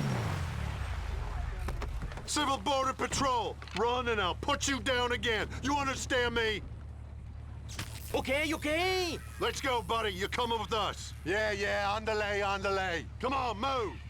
In the vehicle now. I said move or I will zap you again. I'm getting in, okay? Crazy assholes! Civil Border Patrol, run and I'll put you down again. You understand me? Civil Border Patrol, run and I'll put you down again. You understand me? Civil Border Patrol, run and I'll put you down again. You understand me? I'm gonna hear this in my sleep tonight. Typical. Eat shit, asshole.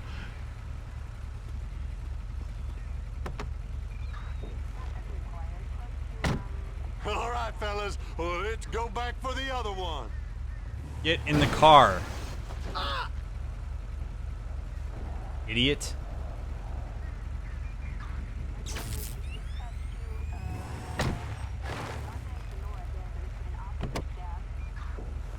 I thought I had an irrational hatred for my fellow man, but you two are something else. Please, I have a family. Well, that ain't my problem, sir. You've outstayed your generous welcome offer to you by these here United States. What? I have a visa. It's in my passport at my house. Well, you exploited the cracks in the system. Look, I have nothing against you, personally. This is 110,000% what assimilation looks like. Assimilation is a cognitive process that happens when you have a experience that misaligns with your expectations. If you want to learn more about this, I have a video on YouTube that goes into significant depth about this, but assimilation is a form of what's called inconsistency compensation, when your experiences and your expectations don't align. What assimilation is it takes that new experience and you filter that experience into your pre-existing notions. This man has already made up his mind that the people sitting in this truck are illegal, are problems, are parasites, are any kind of negative thing you could possibly conjure. He has already decided that. And what's terrifying about this, from the perspective of the folks that are in the back of the car, is that he is assimilating all of the information he gets from them. This guy says, I have a passport at home that has a visa in it. The United States government has confirmed my existence on this soil. And this guy, instead of accommodating by expanding his expectation of what's possible for these folks, narrows them in to the pre-existing expectation that they are here illegally, and thus says, you exploited a loophole in the system to get that. That preserves his expectation and his schema about these folks. When people in positions of power assimilate, it is terrifying. It is the most helpless situation a person can be in. To stand against a person in a position of power who is not willing to accommodate. Accommodation takes more cognitive effort than what these guys are willing to provide. Assimilation is easy. You want the pathway to a more fulfilling and diversified adult life? Accommodate. Is there even a way that they could be convinced? I don't actually know, Benibe. I don't know. I don't think that they could be convinced. I think they have to be held to a standard with consequences. These guys legitimately need to have the people in the positions that they covet, policemen, congressmen, people that represent America and liberty and freedom, as a combined effort, would have to hold them accountable. They would need like the sheriff who they revere to come up to them and say, you're being an anti-American dickhead. Knock it off. Here's what you should do instead to promote justice and liberty and freedom and the American way. Now, the problem is a lot of those institutions that we would hope and rely upon in order to change these people's narratives are in on it and are perpetuating it and are creating it, which is, again, what I'm talking about when I say when people in positions of power, when you see shit like this, it is indicative of a system that is failing. It is indicative of people in positions of power not doing their due diligence and their job to get this shit out of here, to make what these guys are doing an immensely horrible offense that has really significant consequences. That's the only way it happens. And it's scary.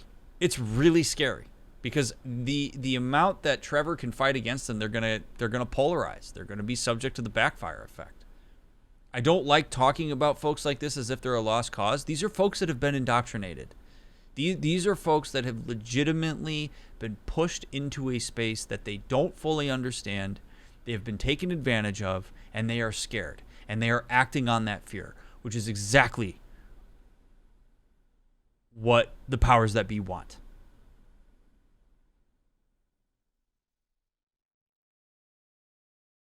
And this is what, I mean, this is hard for me to play right now, and was in the last episode, because to empathize with the gentlemen that are in the back of the car means to acknowledge a reality that is just utterly painful. The level of hopelessness and helplessness in this moment would be so profound and traumatic, and it's hard to even vicariously experience in a video game.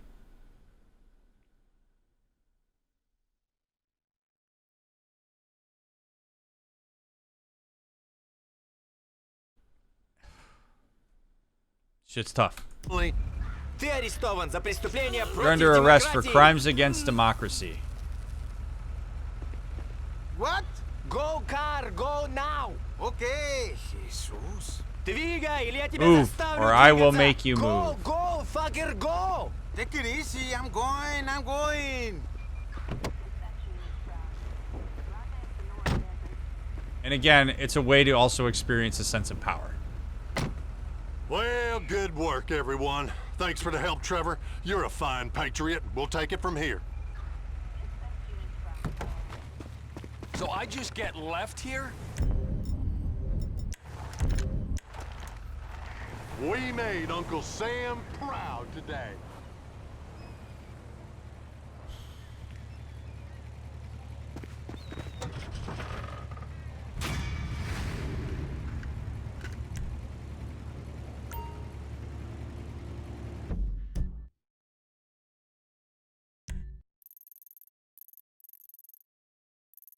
Painful.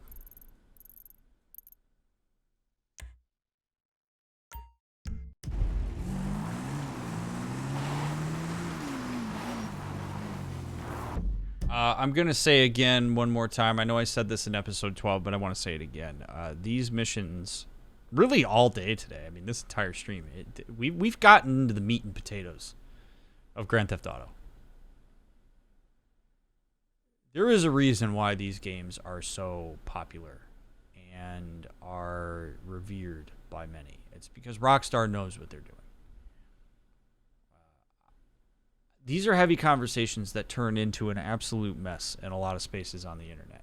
And one of the things that I admire so much about this community, whether you're here live or whether you're watching the VOD on YouTube, is that we are able to talk about these things as a community in a way that is, I think, incredible relative to a lot of spaces on the internet. And that's just a testament to this community. I think it's a testament to the level of like maturity that we bring to things like this. These games are an absolute art form that are a reflection of reality, especially Grand Theft Auto. It's kind of scary sometimes when satire is not far from reality and even maybe is reality. This happens every single day. So I appreciate those of you that are, like, if you're watching the VODs right now and you've stuck through this, I really appreciate that. I don't think these are conversations that we should run from. I know that these are conversations that make folks uncomfortable. It's totally okay if you need to take care of yourself. But these are conversations that are worth returning to and worth having. If we're collectively averse to talking about this stuff, nothing's going to get done. Nobody's going to push up in the way that we talked about in episode 12. So I admire everybody here for sitting through this and engaging with this in the way that you are, because that's how we get here. We have hard conversations. There's a lot of aversion to difficult conversations, and I mean this legitimately when I say this. There is aversion to difficult conversation on both polar sides of the political spectrum. This is not just a conversation that one side is averse to having. This is a conversation that people collectively are averse to talking about. So we all got to be willing to lean into this and experience the discomfort and really look at things as they are, not as we wish them to be. This is tough stuff, though. It's really tough stuff. So this is just me kind of commending this community for sticking it through.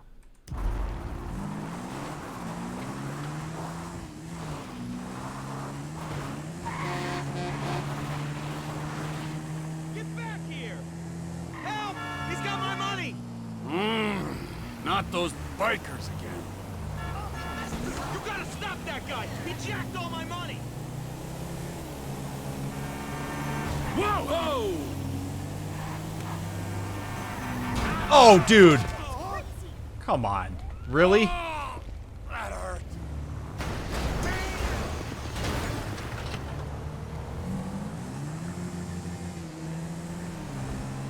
The hell? We're gonna lose him.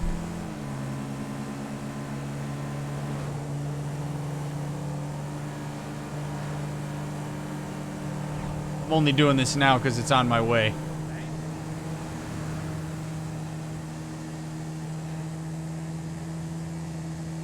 There was no reason for that guy to be perpendicular. Oh, shit. You guys had to deal with it too, huh? This is a shit show out here.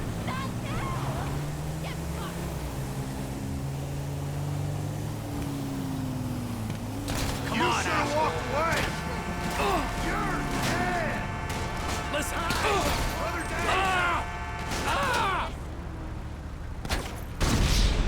Oh, shit. It's the one thing I don't like about first-person driving is when you drive third-person, you can turn around all the way. When you're in first-person, for whatever reason, it doesn't let you do that, and it's kind of frustrating. Whatever.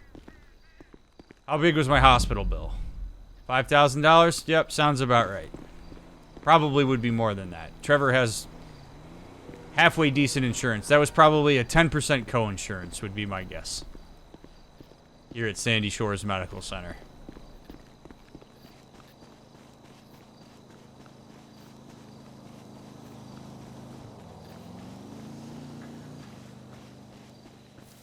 Natch, I appreciate you sharing that with us. I am sorry to hear that that's a tough anniversary, but I hope being here maybe helps a little bit, man. We teleport to a Canadian hospital? No. Trevor had to pay out of pocket $5,000.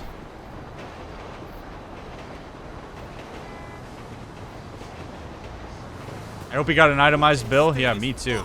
Let's go! Cocksucker! Help! I'm gonna fuck you up real good. Shit! Oh, there's a guy in here with me. All right, get out, dude. Eat shit! I hope so. Report that.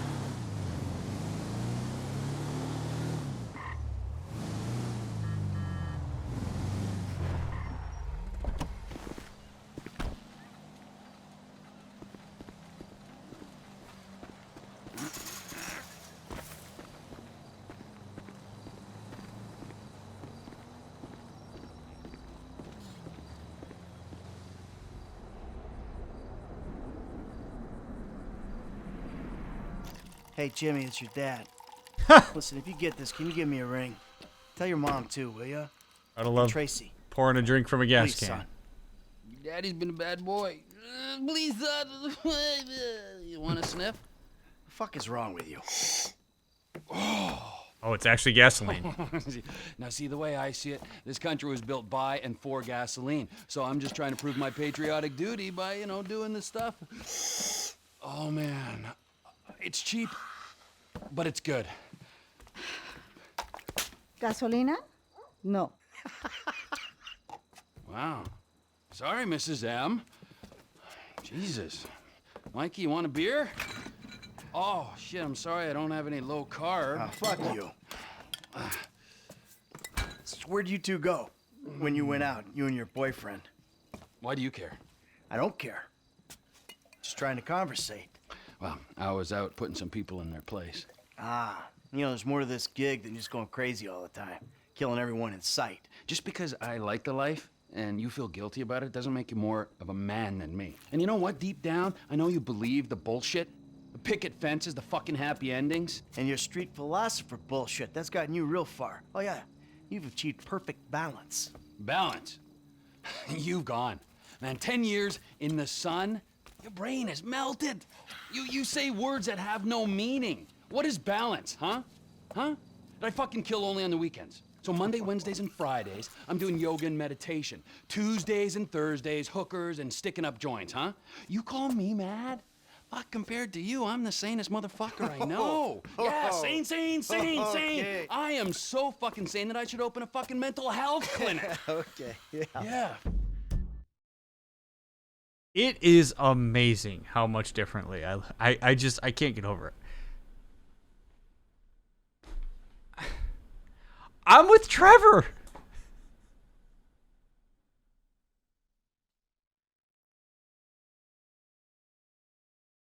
Lightning, thank you for the sub. I appreciate that. I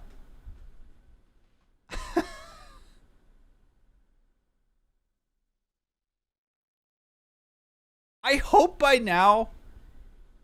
I had no agenda going into doing this series. It was not my intention to humanize Trevor to the masses. At this point, I hope that this playthrough has to some extent done that. I hope to some extent that folks just heard what Trevor said, and at the very least, could bring themselves to appreciate what he just said.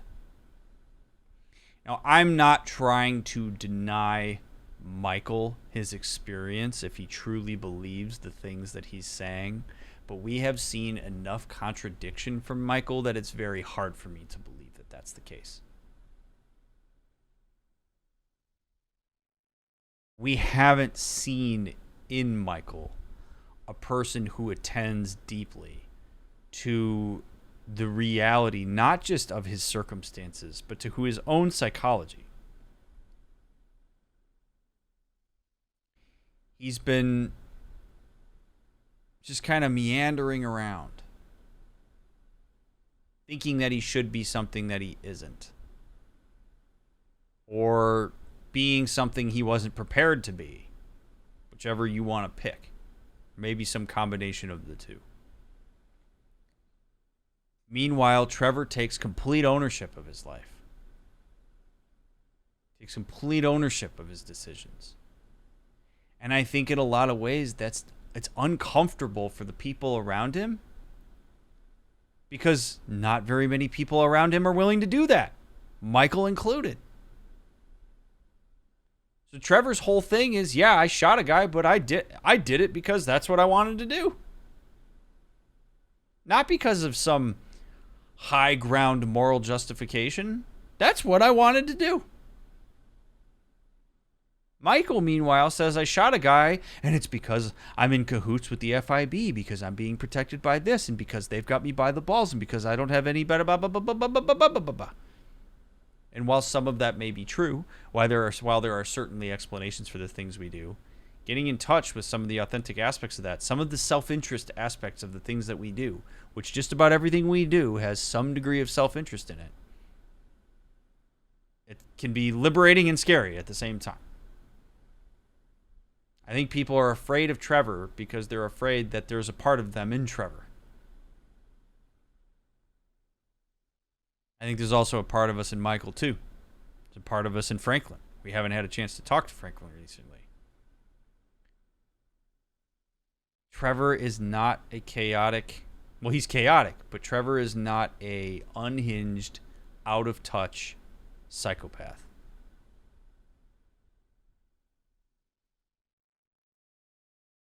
At this point, it's a hill I'm willing to die on. He is a person who just acts on his own authenticity, to the chagrin of some of the people around him, sure. But people are certainly capable of setting boundaries with him if they want to. You'll notice that Michael acts like he's all angry that Trevor's around, but hasn't said, "Leave me alone. Don't talk to me. We're not in contact anymore." Hasn't done any of that. He could. Trevor could also do the same for Michael. My sense is that Trevor wants to ground Michael. This whole game, when it initially came out, seemed like it was Michael trying to ground Trevor. But this game is Trevor trying to ground Michael. This is trying to pull him from ideal and La La Land to real life, to reality. And he's done that in multiple contexts. And it fascinates me. Fuck, now you're gonna stop being an asshole? I don't know, but I'll try. Well, that, I like your honesty on. Meanwhile, Patricia's just hanging out. Why? Unlike you, he hears that his homie's having trouble, right? And he has no problem coming to help. So you're ensuring that we lie low. Out here, by calling LS and inviting a known accomplice of ours to come out here, what, for a little visit? That is so fucking typical of you. So typical. You don't even ask about the trouble. You instantly think about yourself.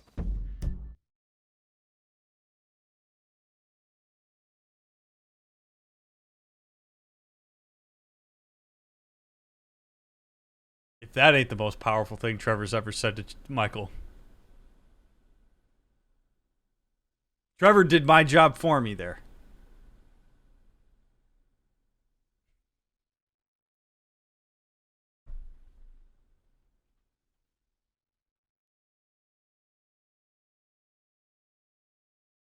Trevor is insightful. Trevor is considerate. Did you notice when we got Lester, who opened the door for Lester? Who untied Patricia? I understand he's holding her captive.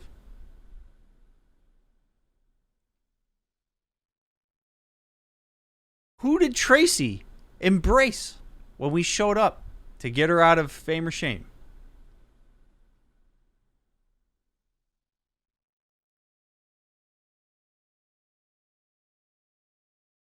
Even Trevor right now with Michael, in saying that to him, I think is trying to help him. Because at the end of the day, if Michael was the important relationship for Trevor, if it was the thing that he needed, what Trevor learned was that he gets a role and he gets to belong when he helps. And Michael was the one that initially gave him that opportunity. He was the one that saw his competence and said, you can help me do all of this stuff. Well, Trevor learned that from somewhere. Not necessarily from Michael, but it's probably something that he values. And I think him taking this shot at Michael is maybe even less about him trying to take the high ground and more about him trying to bring Michael back to reality. Like, you're so absorbed in how everything affects you specifically that you have stopped considering other people. Similar to how the heist 9 years ago rolled out. That's the most powerful line that Trevor has said to Michael in the entire game so far. Unbelievably insightful. You're right. I did do that. Apologize. It's not good enough. I'm leaving, all right? I might die. I hope you're happy. All right. Hey, I'm coming with you. No. Yes, I am. No. If nothing else, to get out of this fucking dump. You're not going. Have fun, boys. Oh, I'm going. Make sure you don't Don't fuck stay it up. out too late.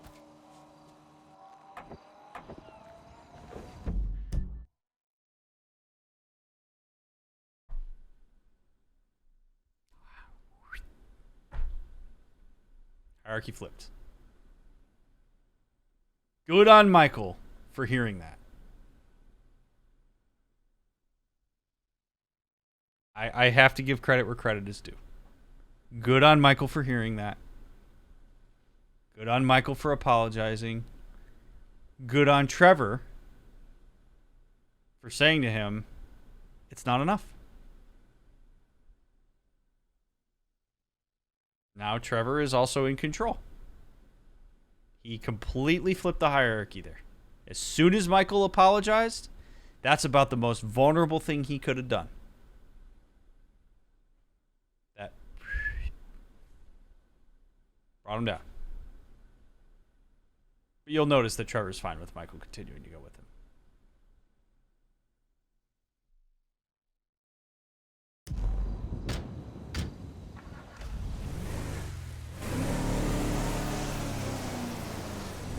So what is Franklin doing for you anyway? He's tailing some guys, Mikey. Tailing.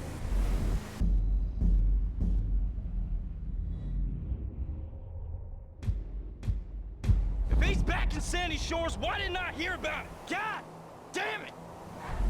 Shit! They see us, man. Chop. We gotta stay on. We got Chop again? All right.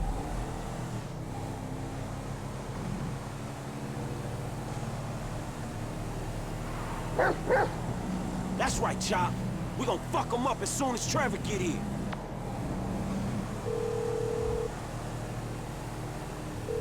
Hey, man, me and Chop on these punks. We coming up to WH, north of Chumas. All right, the O'Neill brothers are coming to us. I think they was about to send one of them anti-tank rockets into your Vespucci condo when one of your roomies told them that you was gone. Okay, so if you're on the WH, that means you'll be coming through Ratton Canyon, right? Shit, I guess. Good. Me and MT are gonna take the company chopper and meet you there. Company chopper, yes, Michael, it's a tax write-off.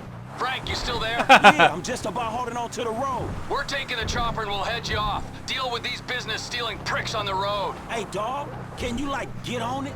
Cause these dudes is rolling hard. We're 5 minutes out from the chopper. All right. I like Franklin taking a little command there. Fucking hell! Hell! Oh, fuck!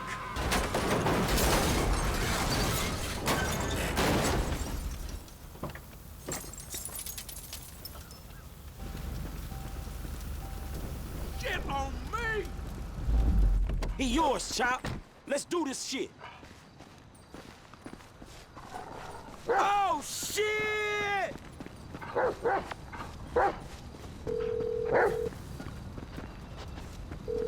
Trevor, man, shit, you there? There was a deer in the road, man. These motherfuckers crashed out. They crashed? They dead? Nah, they gone. They ran into the fucking woods, man. I need air support like right fucking now. All right, well, let's provide it. Don't worry. Incoming! We're still just chilling in the neighborhood? What the hell have we been doing? Incoming? Man, you're all business. Yeah, well, this is kind of important. These men don't like me, and they know we're back in the sandy shore, so...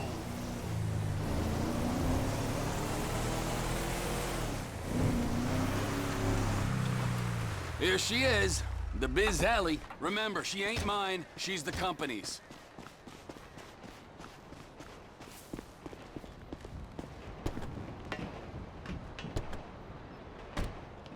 Hop in, Mikey. I can't believe he's doing all this in a suit. Look, why do these guys, the O'Neills, want you dead anyway? There was a deal. The contract to end all contracts. Serious multinational stuff. I was this close! And they stole it off me. Hold up. If they stole your business, why do they want you dead? Wow! What's with all the questions? Can't you just take my side for once? Hey, I'm coming along for the ride, ain't I? Yeah, but I sense your heart ain't in it. Yeah, I'm lucky my heart ain't in a pie on your kitchen table. Always with the quips. You're such a depressing cynic. Oh, poor Trevor. I'm sorry I'm a human being with thoughts and feelings and emotions. Wait a second. I remember this chopper. We used this to break into the IAA building. You stole it from the FIB? Not so. I took it in lieu of payment. There was a rifle on board, too, so if you're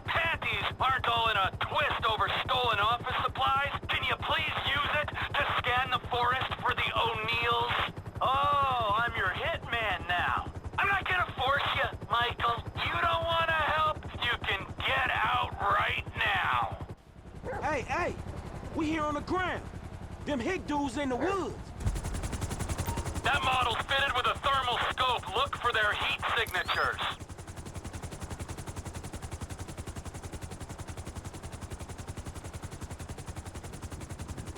Check the river. They might be trying to float out of here. That's the boy wonder.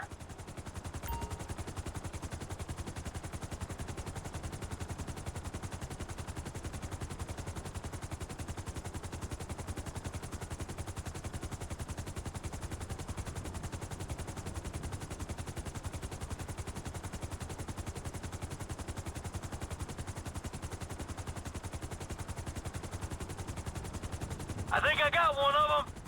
Oh, there's a guy in the creek over here. Brought his ass down. Not this time, Podno. We gotta keep looking.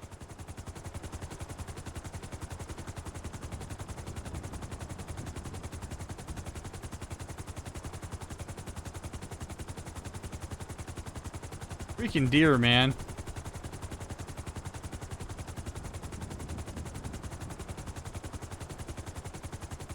Holy shit.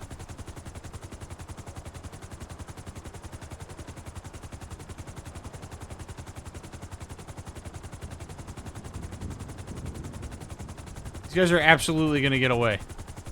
Holy. We ain't found them yet. Sure ain't.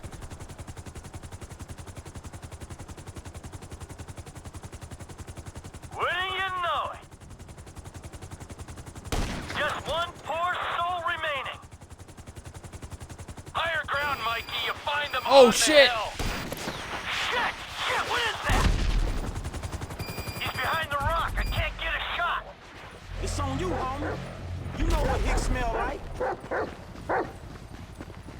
Oh, come on, Chop. Track him down, Frank. We're about to get shot out of the sky here. We gonna handle this. If you swimming, I am too. Fuck it. This water is cold as a motherfucker.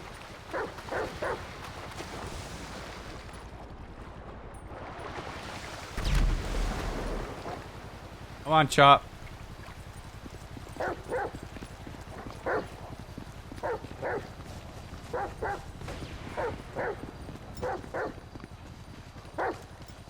Hear that, boy? We closing in. These deer are... You going down, you asshole! He there, Chop. Eat that bitch. You ain't getting this, O'Neal, brother. Don't worry, I got you. Last guy's done, homie. All right. Stay there. We'll come down and pick you up.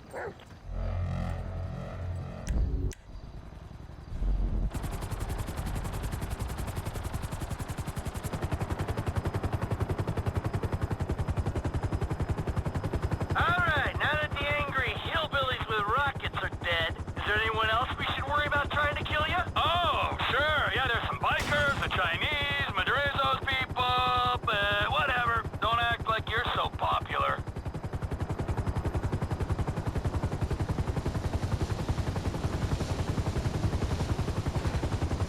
Get it! Get it! Chop getting in too? Hell yeah. All right, back Yeah. to the airfield. Chop in the chopper. Love it. Writes itself. You know the airfield's mine, don't you? Oh yeah, you can afford a runway, but you can't afford to move out of that corrugated metal death shack. So how you guys doing? Well, we're alive. Hey, good work down there. I'm the one who says thank you. He was helping me. Thank you, Franklin. Yeah, it's cool, homie. And thank you, Chop. Hey, are you gonna tell us exactly what we were helping with? I know you said these guys stole some business, but that doesn't really explain why they wanted you dead. Oh, didn't I say what happened after they stole the contract? Nope, you didn't.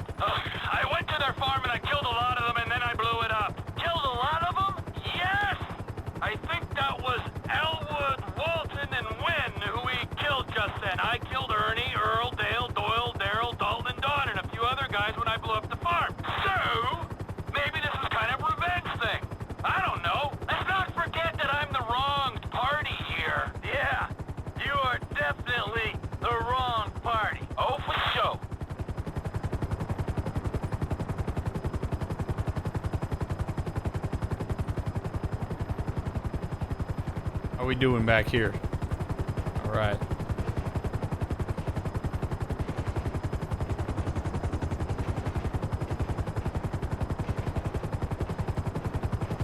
I don't know why I don't land this on the helipad.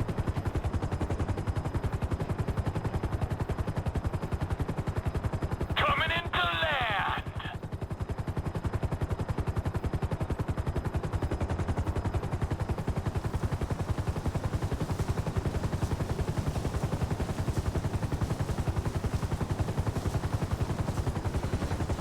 Don't it feel good, huh? Helping a friend in need? Come on, Chop. Come on. Oh, yeah. Taking out some hillbilly crank dealers on a blood feud. That's what I live for. Hey, Trev, man, we gonna bar this and head back to town. Sure. Come on, Michael, man. I'll drop your ass off on the way back. Chop, get in. See you back at Casa Phillips, Mike. Yeah, thanks for the warning.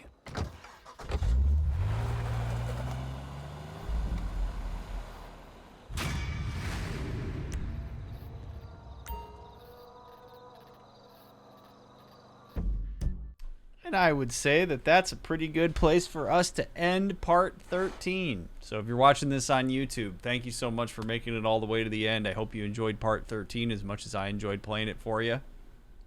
As always, make sure you leave a thumbs up on the video, comment down below, follow me in all the links on the descriptions. If you've been enjoying this, tell people about it. If you have supported this stream in any way financially, thank you so much for doing that. And I will catch you in part 14. Thanks for watching.